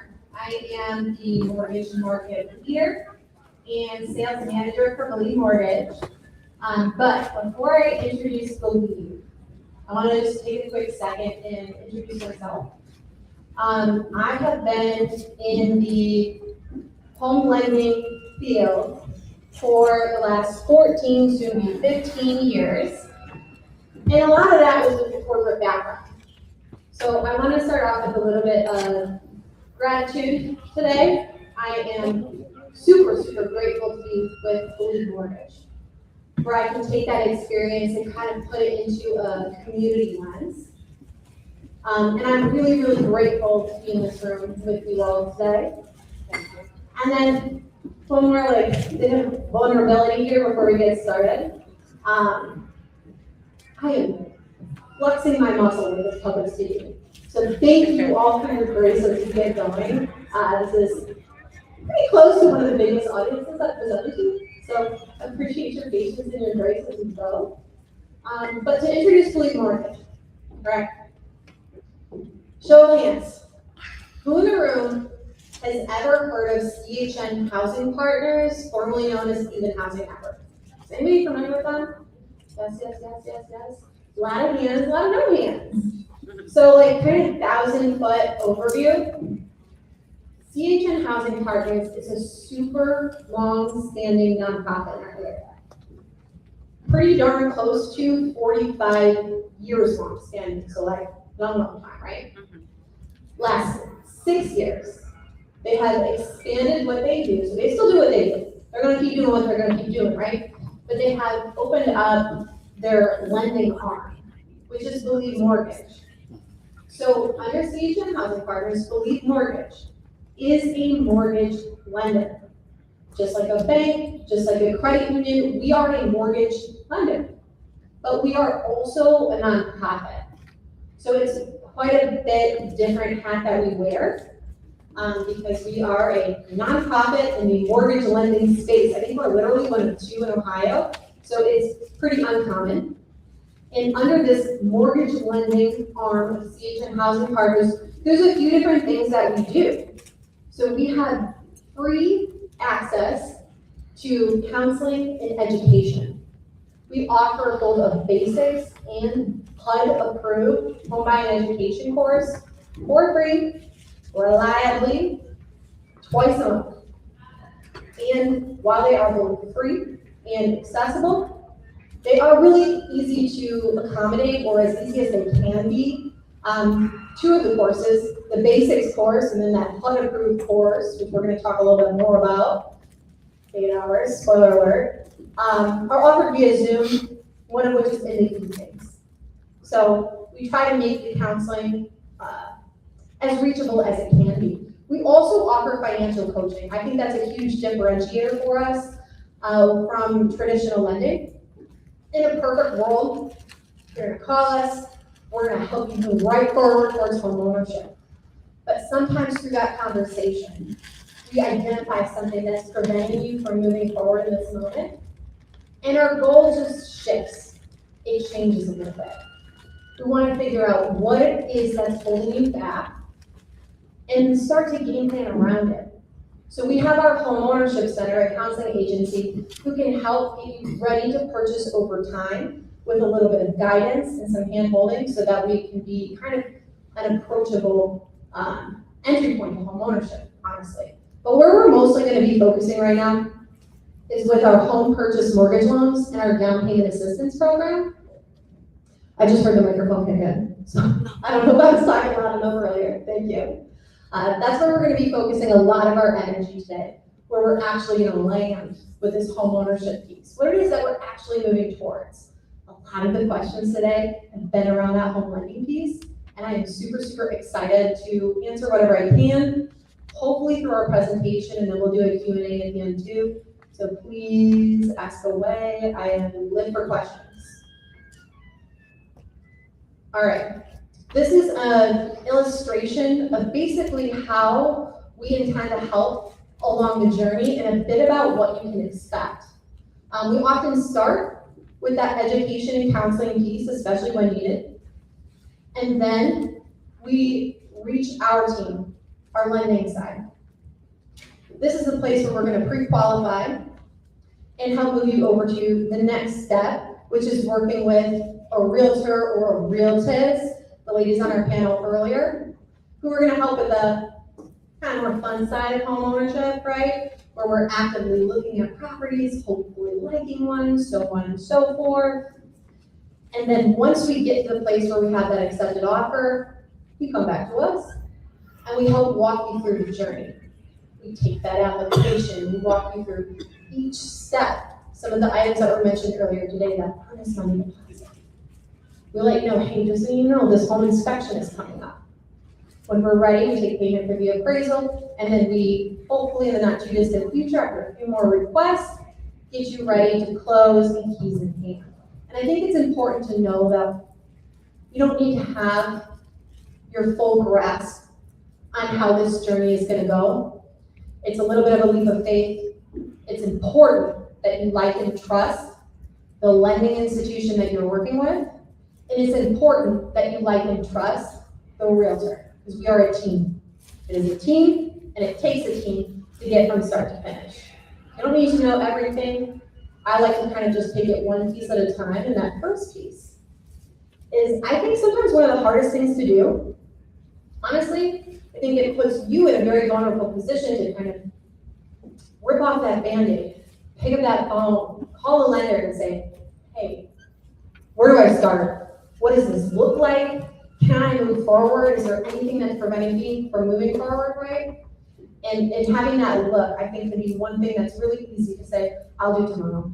I'm gonna do that next week. I'm gonna do that tomorrow, but it is the one of the hardest things to do and best place to start is to rip out that Band-Aid, make that phone call, get a good feel for what you stand. And I wanna let you know what that conversation can look like and what you should know going into that conversation. I think being here today, talking to all the different resources that we have in our community is putting you ahead already. You've already built, believe it or not, a really good foundation for what to expect, and I wouldn't ask much more than that. That pre-qualification conversation, I like to say is kind of come as you are. If you know the answer to every question that comes up, amazing. If you don't, that's okay. It's always something that we can circle back to. But literally what it looks like, you and your loan officer are just gonna talk. They're gonna be asking a little bit about, where you're at now. They're gonna ask, very generally speaking, what it is that you'd like to find. They're gonna be chatting through some really basic questions as far as your income, what you got in the bank, in your savings account. I like to just talk through credit first. Before we jump in with the credit pull, just wanna chat about it. And then we can go from there. And that conversation, what it guides us to, is something called your pre-qualification letter. This letter is kind of step one when it comes to the homeownership journey. And that letter is really, really important for two reasons. It's a super, super important letter because it helps us move from step one to step two. So that step two is that way more fun side. Connecting with the local agent, telling them a bit more detail about what it is you'd like to find, actively getting out there, seeing houses in person, right? Hopefully liking one. But that pre-qualification letter is also super, super important because it's the first time that we can let you know what it is that you can expect from us. Not only what does it mean for a purchase price, right? Like what purchase price should I be looking for? But what does that mean? What is that going to equate to on a monthly basis? How much are mortgage payments going to be? How much is this process going to cost me, right? And are any assistance programs available? Are there any assistance programs that are applicable to my purchase? So that letter, that pre-qualification letter, that's step one. Super important because it lets us move to step two. And really, really important too, because it's the first time that we can say, hey, here's what you can expect from us. Here's what these numbers actually look like. We can put pen to paper and give you that knowledge. And I wanna next go to where we land with that conversation, okay? So all those questions are building us up into which program, which mortgage loan is going to be the best fit. What's applicable, what's gonna put you in the best spot for your home financing. And we got a lot of things we do in the living mortgage right now, okay? So we do your traditional conventional loans. Words for those are home ready, home possible, conventional, right? But because we are a nonprofit mortgage lender, and we're actually a CDFI as well, which is a community development financial institution, we have some very unique programs to us, and that's what I'm gonna focus on. That is our Believe Mortgage and the Believe 100. Now, after we break down those two, it's gonna be a little dry, bear with me, okay? We're gonna move over into what to expect on the out-of-pocket side, in ways in which we can cut it, terms to be aware of, programs to be aware of, and we're gonna break down that down payment assistance side as well, okay? So we're gonna jump over to the Believe Mortgage. I heard our panel up here say earlier, and I really appreciated it, that there's multiple kinds of loans. I think at this point, we've heard the words conventional, we've heard the words FHA, USDA, VA, right? So there's a few different loan programs. And when we are calling a mortgage lender, in a traditional route, we are most often going to be seeing a conventional loan in an FHA loan. I always like to say, FHA is not a bad loan, it's not. But there are some benefits to being a conventional, and both the Believe and the Believe 100 are conventional loans. I'm actually gonna do this though. It's conventional with a little bit of a quote because it's kind of our own thing. While we are conventional, if your realtor says, hey, do you have a conventional or FHA loan? You get to say conventional. When you are signing a purchase offer, you are checking a box for what kind of loan do you have. You get to check that box for conventional. There are some benefits to that. And we do that with a 30-year fixed mortgage. That is the most common loan term for a first-time home buyer, second-time home buyer, moving forward, because that's where your payments are going to be fixed at the lowest amount possible. So the 30-year fix is the most popular loan program. It's the most popular for a reason. Your payments are fixed. They aren't going to change as far as the mortgage itself, and it's stretched out over the longest term, which means that we can always pay more, we can never pay less. So this program is a 30-year fixed conventional loan. And we do that with some nuances, some things that are a little bit different. While we are conventional, this program is really, really credit flexible. The lowest score we can do with this program is a 570. So it's a conventional loan program that is really credit flexible. We have somebody in process right now who is 570 on the nose. So we can and do often lend under a 600 with a conventional loan program. Now there are other credit requirements, of course. It's something that we're going to be conversationally walking through. And we do that while maintaining a really low down payment. This program allows for as little as 3% down. It's actually even less than the FHA, which is 3.5%, so a little crazy there. So it's very credit flexible. We do that with a really low down payment, okay? Now, this loan program offers one more feature that's really, really important to know about. I'm gonna do another show of hands. Who's familiar with the term PMI or mortgage insurance? A couple of hands? Okay, all right.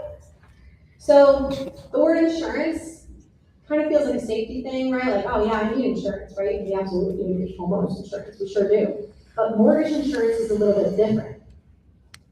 Mortgage insurance is an extra monthly fee that we incur on a monthly basis, and sometimes on a monthly basis and upfront, simply for not putting a 20% down payment. And it benefits nobody but the bank. So that word insurance makes it feel like it's benefiting you. It is not. It's an extra monthly fee that we are incurring on a monthly basis with our mortgage simply because we did not do 20% down. We do not have it. So we have no mortgage insurance with our loan program, which is a really huge benefit. Our buyers often benefit with this program for lower payments for that reason.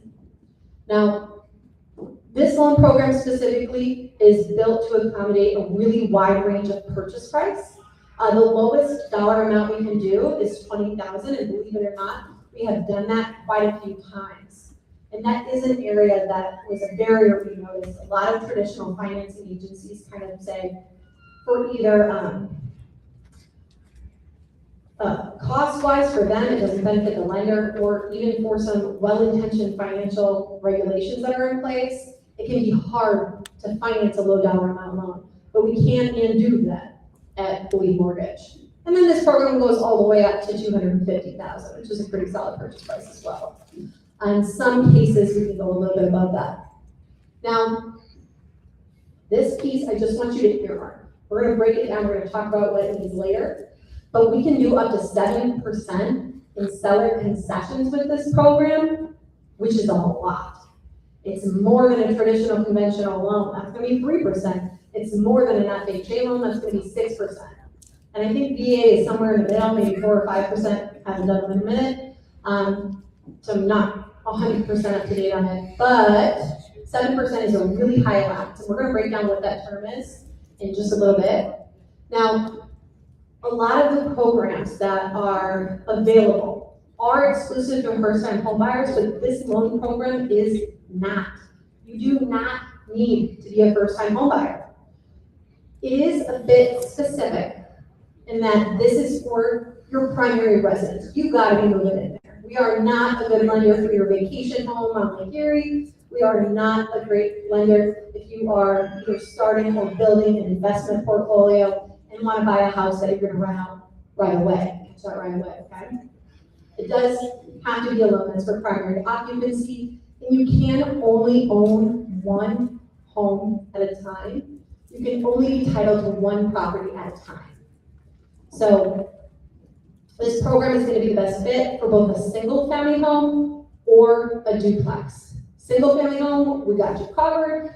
Duplex, we can usually do that as well. Now, it is a program that's available in the entire state of, I don't know, it's 100. It's available in Cuyahoga County and Lorain County.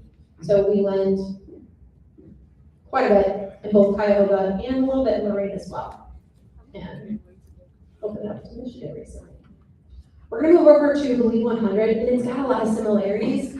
So we aren't gonna spend a ton of time on it, but it's got a really big difference too. So it is a 30-year fixed, conventional loan, right? It has some nuances in that it is still no mortgage insurance. We are not incurring that extra monthly fee, even with a pretty low down payment. The credit requirement for this program lifts just a little bit.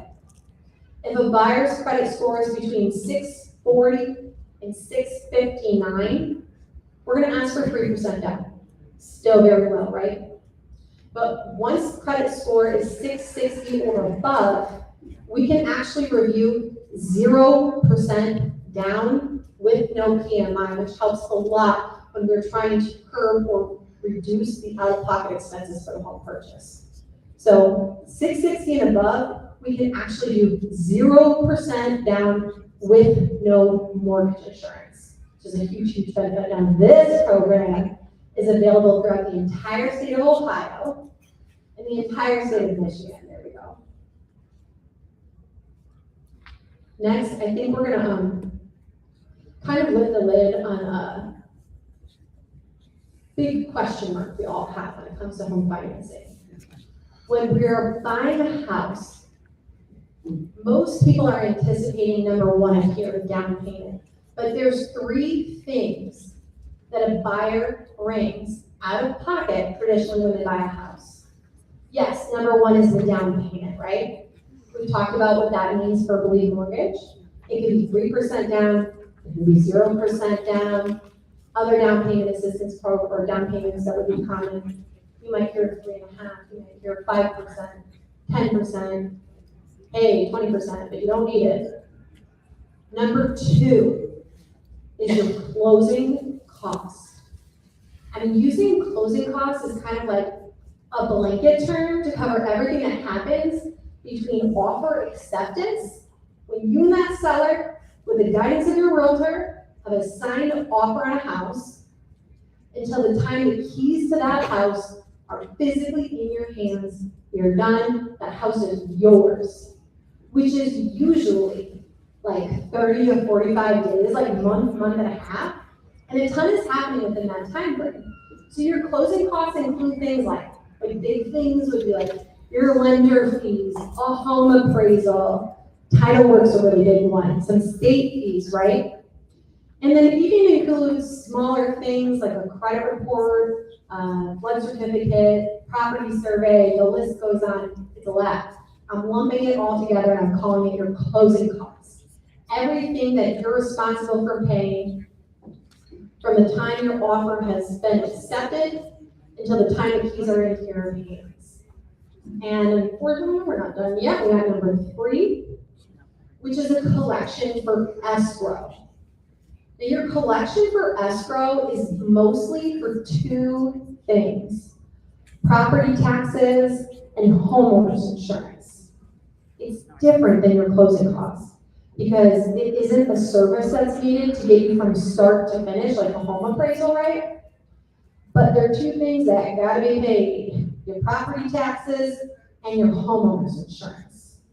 So when it comes to purchasing a house, we got three things the buyer brings out of pocket: their down payment, yes, their closing costs, and their collection for escrow for property taxes and homeowner's insurance. And I'm gonna give us an example of what that could look like. It's kind of a rough example, all right? Bear with me. But up here, I put a pretty moderate purchase price, right? $100,000.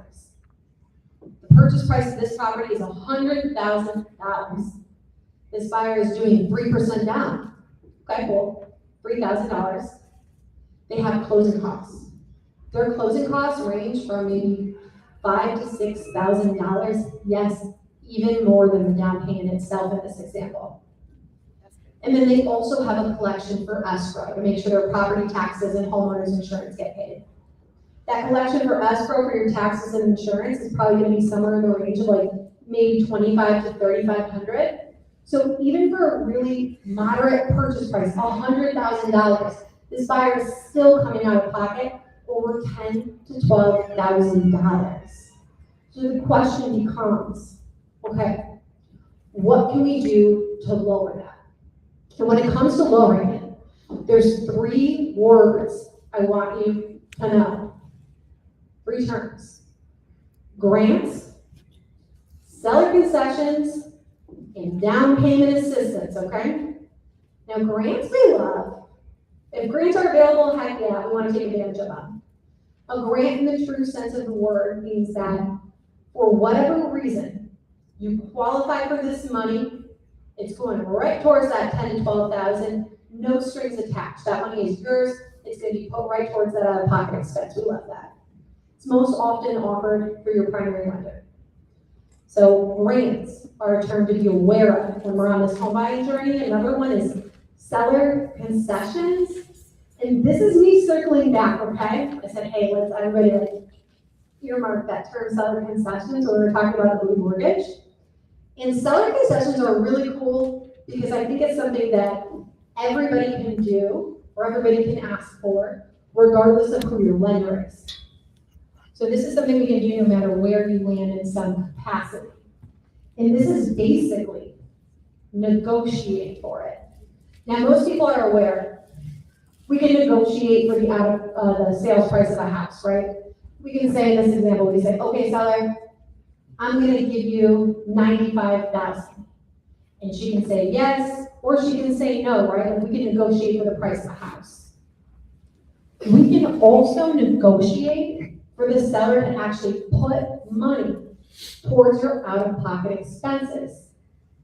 Technically, there's a few different times you can do it, but the most common one would be when you're submitting your offer on that house with your realtor.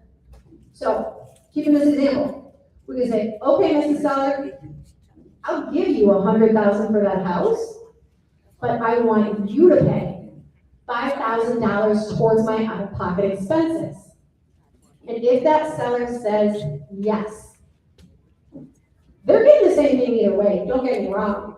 If she took a purchase price of $95,000, or she took a purchase price of $100,000 with $5,000 in concessions, aka 100 minus 5, right, 95, she's getting the same thing. But that second route just took your out-of-pocket expenses from $10,000 to $12,000 down to $5,000 to $7,000, so it cut a good chunk off right away. No grants needed, no assistance programs needed. So seller concessions is a term I want us all to be aware of. Talk to your lender about it, talk to your realtor about it. I think it's a really useful tool to be aware of and how it can impact your purchase. There's limitations on how much you can ask for, which is why I believe mortgage is so important, because we can ask for a lot, which is especially helpful when you are buying from your landlord, when you're buying from a family member, right? We can help reduce out-of-pocket expenses quite a bit with that program. And then we're gonna focus next on this last term up here, down payment assistance. I know OHFA talked a bit about it. We're gonna talk a bit about it too in a bit of a different spin. But down payment assistance is different than a grant. And then there usually is some sort of term or string or awareness attached to that program. It isn't just money that goes right towards your funds to close and cuts it. There's gonna be a nuance to it here. We're gonna talk about 3 different programs, but 2 of them are gonna overlap. So I'm gonna keep it easy. I wanna chat first about our Believe Down Payment Assistance Loan Program. So our Believe Down Payment Assistance Loan Program is a loan for up to $10,000 that can be put towards your down payment, towards your closing costs, towards your escrow collection. You gotta bring it out of pocket, we can help cover it with this loan program. Now, it is a true down payment assistance program, and that there is an interest rate, there is a term, and there is a monthly payment. So just for example, if a buyer took the full $10,000, put it on a 10-year term, they'd have their first mortgage payment. They would also have a second mortgage payment for $96 per month that would last for 10 years. Now, we find a lot of creativity with how this program is used by our clients. Maybe they asked for $5,000 in concessions, but they only got $2,500. Okay, no problem. We can take a down payment assistance loan for $2,500 and keep you on track for the out-of-pocket expenses that's within your goal. And if we took $2,500, I'd say the most common distribution is probably like $1,500 to $5,000. $2,500 would, instead of picking up a $96 per month payment, it'd be a little under like $35 a month. So this down payment assistance program that we have can help us overcome concessions that we couldn't ask for in our agreement. It can help us just make sure that we're maintaining a competitive offer. Maybe to get your offer accepted, it's the spring. It's a little competitive out there right now. Maybe you had to take on payment for your agent's commissions. The seller said, nope, we're not gonna pay that. Then this down payment assistance program can be leaned on to, again, just like make sure we stay comfortable on the out-of-pocket expense. I always wanna like cite this client who used this program super creatively. One thing that is hard to do is a renovation loan. A lot of properties need some TLC, sometimes they need a little more. But she was buying a house and it passed a conventional appraisal, so that was totally fine. But from the look of it, it needed some luck, right? And she wanted to do it. She wanted to put that elbow grease into the property. She wanted to make it her own. So she was very well qualified, but she really leaned into 0 down. She didn't need to, but she used that full $10,000 down payment assistance program. And the reason that she did that was so she could keep more money in her pocket so that she could do what she wanted to with the property after she closed. So I kind of like to think of this as like another tool for your tool belt when you're out there and you're looking at properties. We can use it to help maintain comfort for funds to close. We can help use it to meet goals. And we can use it pretty creatively as well. This loan program, this down payment assistance program, is also not income qualifying. You can't make too much or too little to qualify for it. The requirement is that you're using our Believe Mortgage lending program. And also available in the whole state of Ohio, whole state of Michigan.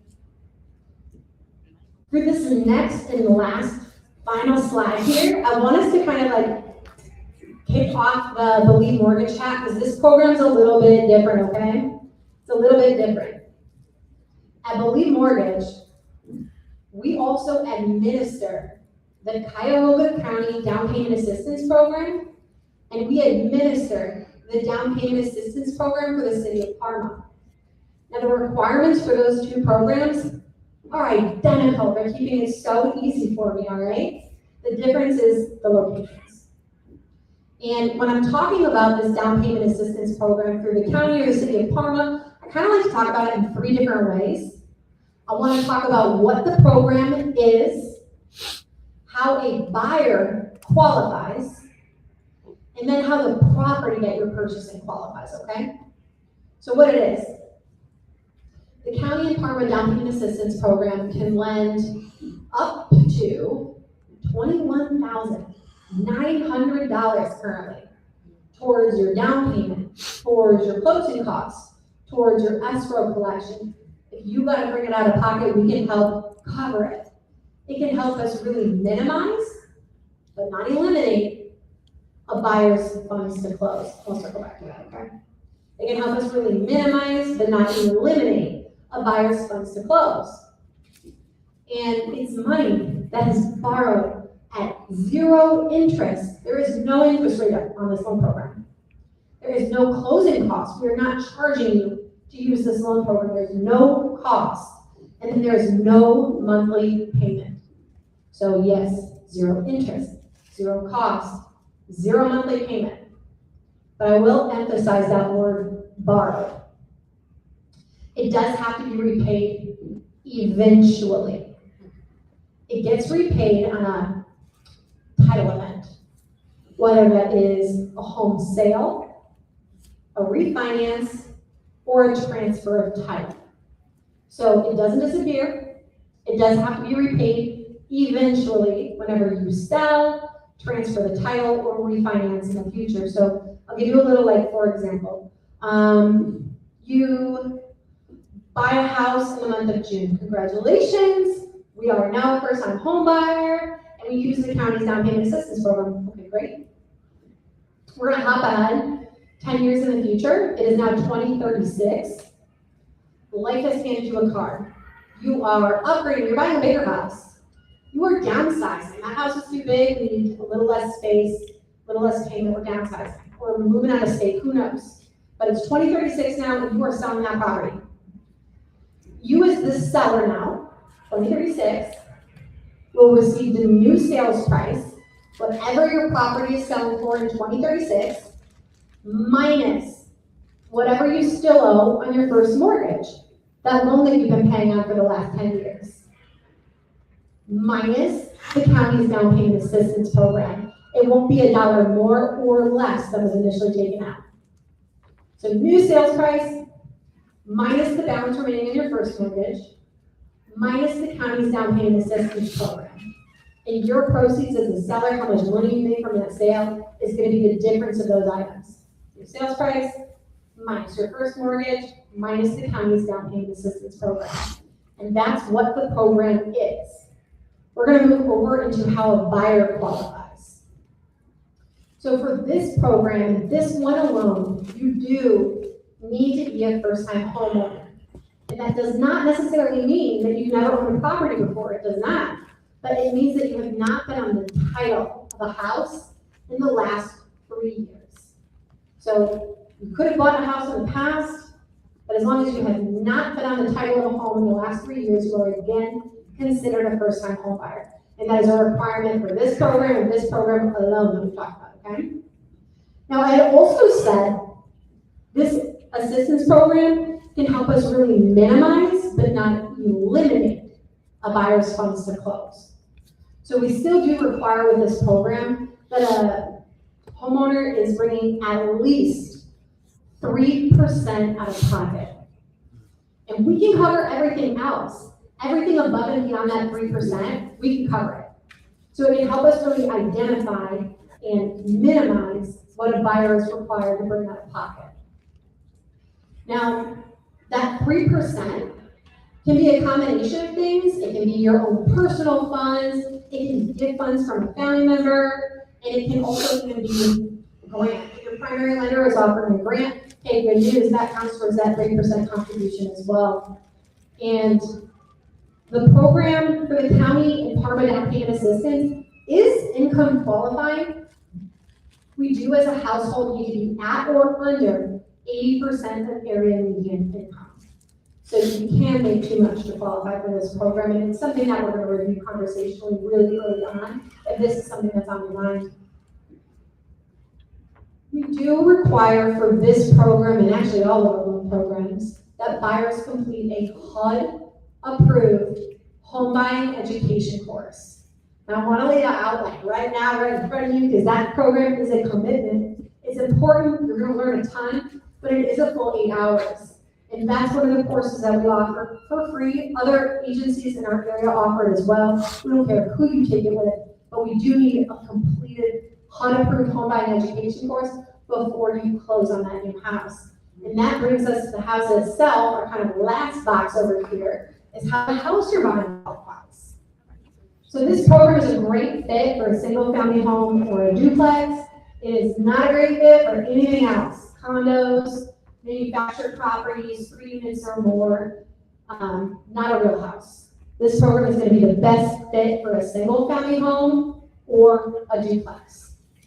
Now, I'm going to hate this part. While we are the Cuyahoga County Down Payment Assistance Program, the program cannot be used by cities. It cannot be used in Cleveland, East Cleveland, Cleveland Heights, Euclid, and Lakewood. That's the other program, the 100, or is it this? Just the county's down payment assistance program. Okay. Believe mortgage, you better believe the one in Cleveland all the time. Oh, okay. Believe down payment assistance all the time. Absolutely our bread and butter. Okay.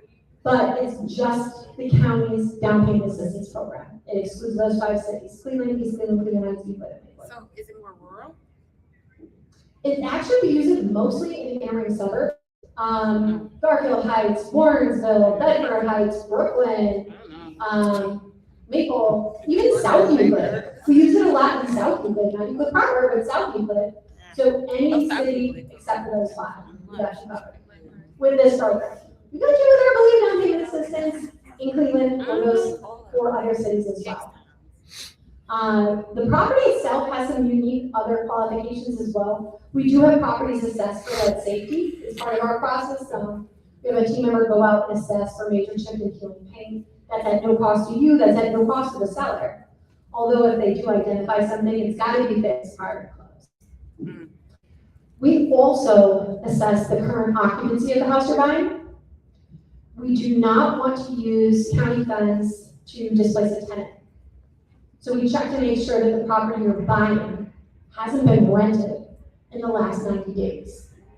So we do check to make sure that house you're buying is either previously owner occupied or vacant for at least 90 days before you close, because we do not want to use county funds to displace a tenant. And then last one, kind of a unique one. We see it a lot in those neighboring suburbs, anything with the heights.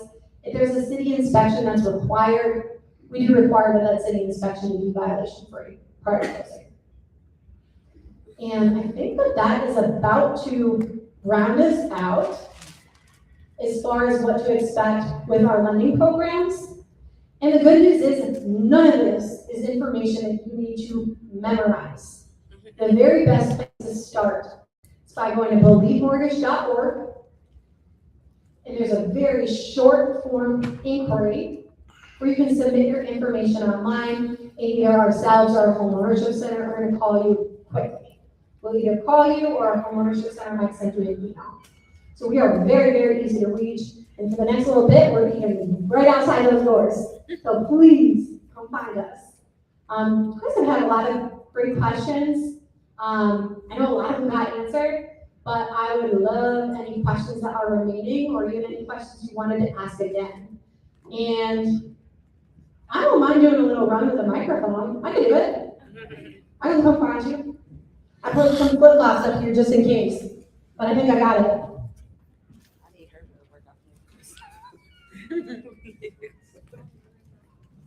Okay, so with the down payment assistance program with Cuyahoga County, is it still that when you go to the process and you live in the property for over a year or two, does it become a forgivable loan?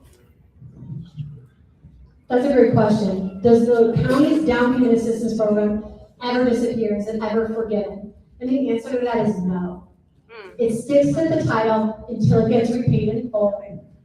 Whether that means a property sale, transfer of title, or refi is going to come up too, but it doesn't disappear over time. It's never more than was initially taken out, but it's never less either. So the most often time frame in which it gets paid back is with a home sale. And it comes out of the proceeds. Good question.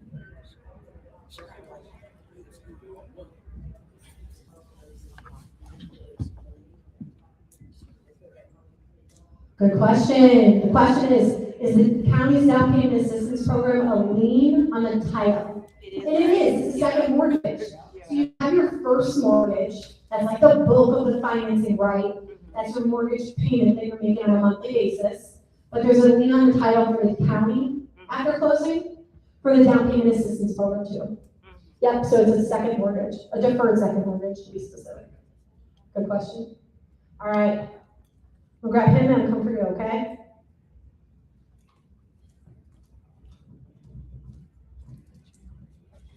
I just was noticing that on that slide that you said the Parma County one is income-based. And did I also read that it also is a max on provided property? All right, we noted that the down payment assistance program with the county in the city of Parma has a income qualification piece to it. It does. And the question is, does it have a, I forgot to say it. Yes, it has a max purchase price too. The max purchase price is $219,000. So even if we're meeting requirements to be eligible for the program, if our purchase price is $220,000, we can no longer use the county or the city of Parma's down payment assistance program. So yes, they do. $219,000 is the maximum purchase price. There are some. Parma is a higher point for sure these days, but there are some.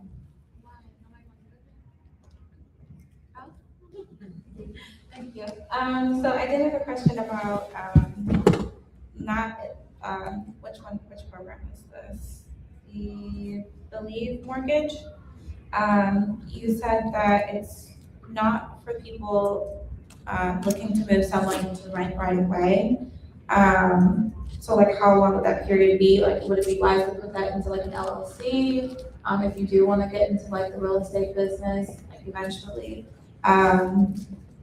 And then I know that you said that the homeowner has to be the one to live in it, so would the homeowner be able to basically sell it to their business and then reapply or do other things? And then I also, after that question, I have another one. Okay. All right, so the question is, this is for an owner-occupied property. And what are the terms or stipulations, correct me, of running it down the road? And if title transfer events, like moving it into the name of the business down the road. Because when we buy a house, we do need to close in the name of the individual, but usually like with your first mortgage, like, I don't care what you do with your title after that. So you gotta close in the name of an individual, but there are some ways in which you can move it after closing. I'm not an expert in that. Title is not, title transfer not totally my jam. But when it comes to the primary mortgage, the Believe 100, the Believe down payment assistance, moving the title is not gonna be impactful. When it comes to the county and the city of Parma's down payment assistance loan, moving the title into the name of a business or anything else is a title transfer event. So it would come up and say, oh, we see title is transferring, we gotta repay this in order to move the title. But then you asked another good question about the stipulations around running your property in the future, more or less. And I think your first home purchase is a really good entry into that investment arm. So I think it's a really good, because you're benefiting from the financing side of living there, because there are benefits, there are lower rates, there are lower down payments than when you're buying a house or rent it out right away. So you're benefiting from that. And you are welcome. Nobody's driving by your house and checking like, hey, 5 years later, do you still live here, right? Basically, it's all about intention. If you bought a house and you never intended to live there, or you bought a house, you said it's your primary residence, you live there for 30 days, not a good thing. Really bad thing. Really bad thing. And the real answer is like, are we driving my house? Like, no, but it's a very serious thing to like buy a house and never move into it, or to rent it out immediately after you said you didn't. But life happens. Things change. So you're living in that house for a whole year and you're ready to upgrade. You're ready to move to a different city. Maybe you're moving out of state and you want to hold on to that property and you think it might be a good entry into seeing like, okay, how's this landlord thing work? Do I like it? Is this something to be helpful? And like, you're welcome to do that. So there isn't a stipulation of time in which you have to live in the house. You definitely don't want to lie about it. But if things change over time, like, that's okay. And I think it's a great idea. I have one more. Oh, yeah. Okay, so I saw some like credit builders like kick off and whatnot. Do we do any like credit repair stuff before even applying? or doing it during the process of like damage your credit or something like that? I know it's like a soft credit pool, but would you recommend like before we even sit down and talk with you guys, like sign up for like kickoff or other credit builders? So the question is, should we make sure we're feeling good in establishing our credit before the conversation? And then this, ask a HUD counseling agency, they might have a different opinion than we do here, and that's okay. Come as you are. I think that it can be helpful for us to sit, to break down, to digest, even before a credit pull, I like to talk about it. So knowing what's on your credit report might help us avoid that pull, or be very careful with it. Because we want to be really careful. We work hard on our credit, right? Especially if we are rebuilding it or establishing it, like we're working hard. We want to be careful with it. So a soft pull, checking with your lender. Are you doing a soft pull or are you doing a hard pull? A hard pull is important, but not necessarily super important immediately. I like to talk about it. And then if we're ready, move forward with a soft pull or a hard pull, because we want to be cautious with that. But I think that the conversation up front can be helpful before you dig in and do that work and make that guess on your own. Is it needed? Or are you already there? So it helps take some of the guesswork out of what it is a lender's looking for, to have that conversation up front and then go back and do that work if it's necessary after that conversation. Good question. All right, we're looking around. Guys, thank you. All right, appreciate you guys today. This is fun. So grateful to be here.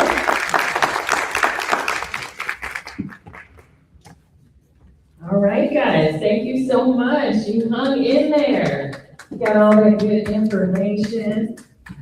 And I want to thank you for coming to EmpowerOne. If you want to revisit some of this information, it will be on our Facebook pages, 93.1 WZAK, 107.9 Lamega, I believe, as well. So if you are looking for that information, it will be available to you on our Facebook and our YouTube pages, all right? But, and also I want to thank our sponsors for all that great information. The Ohio Housing Finance Agency, also we have the Cleveland Realtors Association and Believe Mortgage, all ready to help you on your home buying journey. But I know what y'all want. I know what y'all waiting for now. That washer and dryer, and you gotta be present. So we'll see who's gonna take that nice new washer and dryer home. Let's see.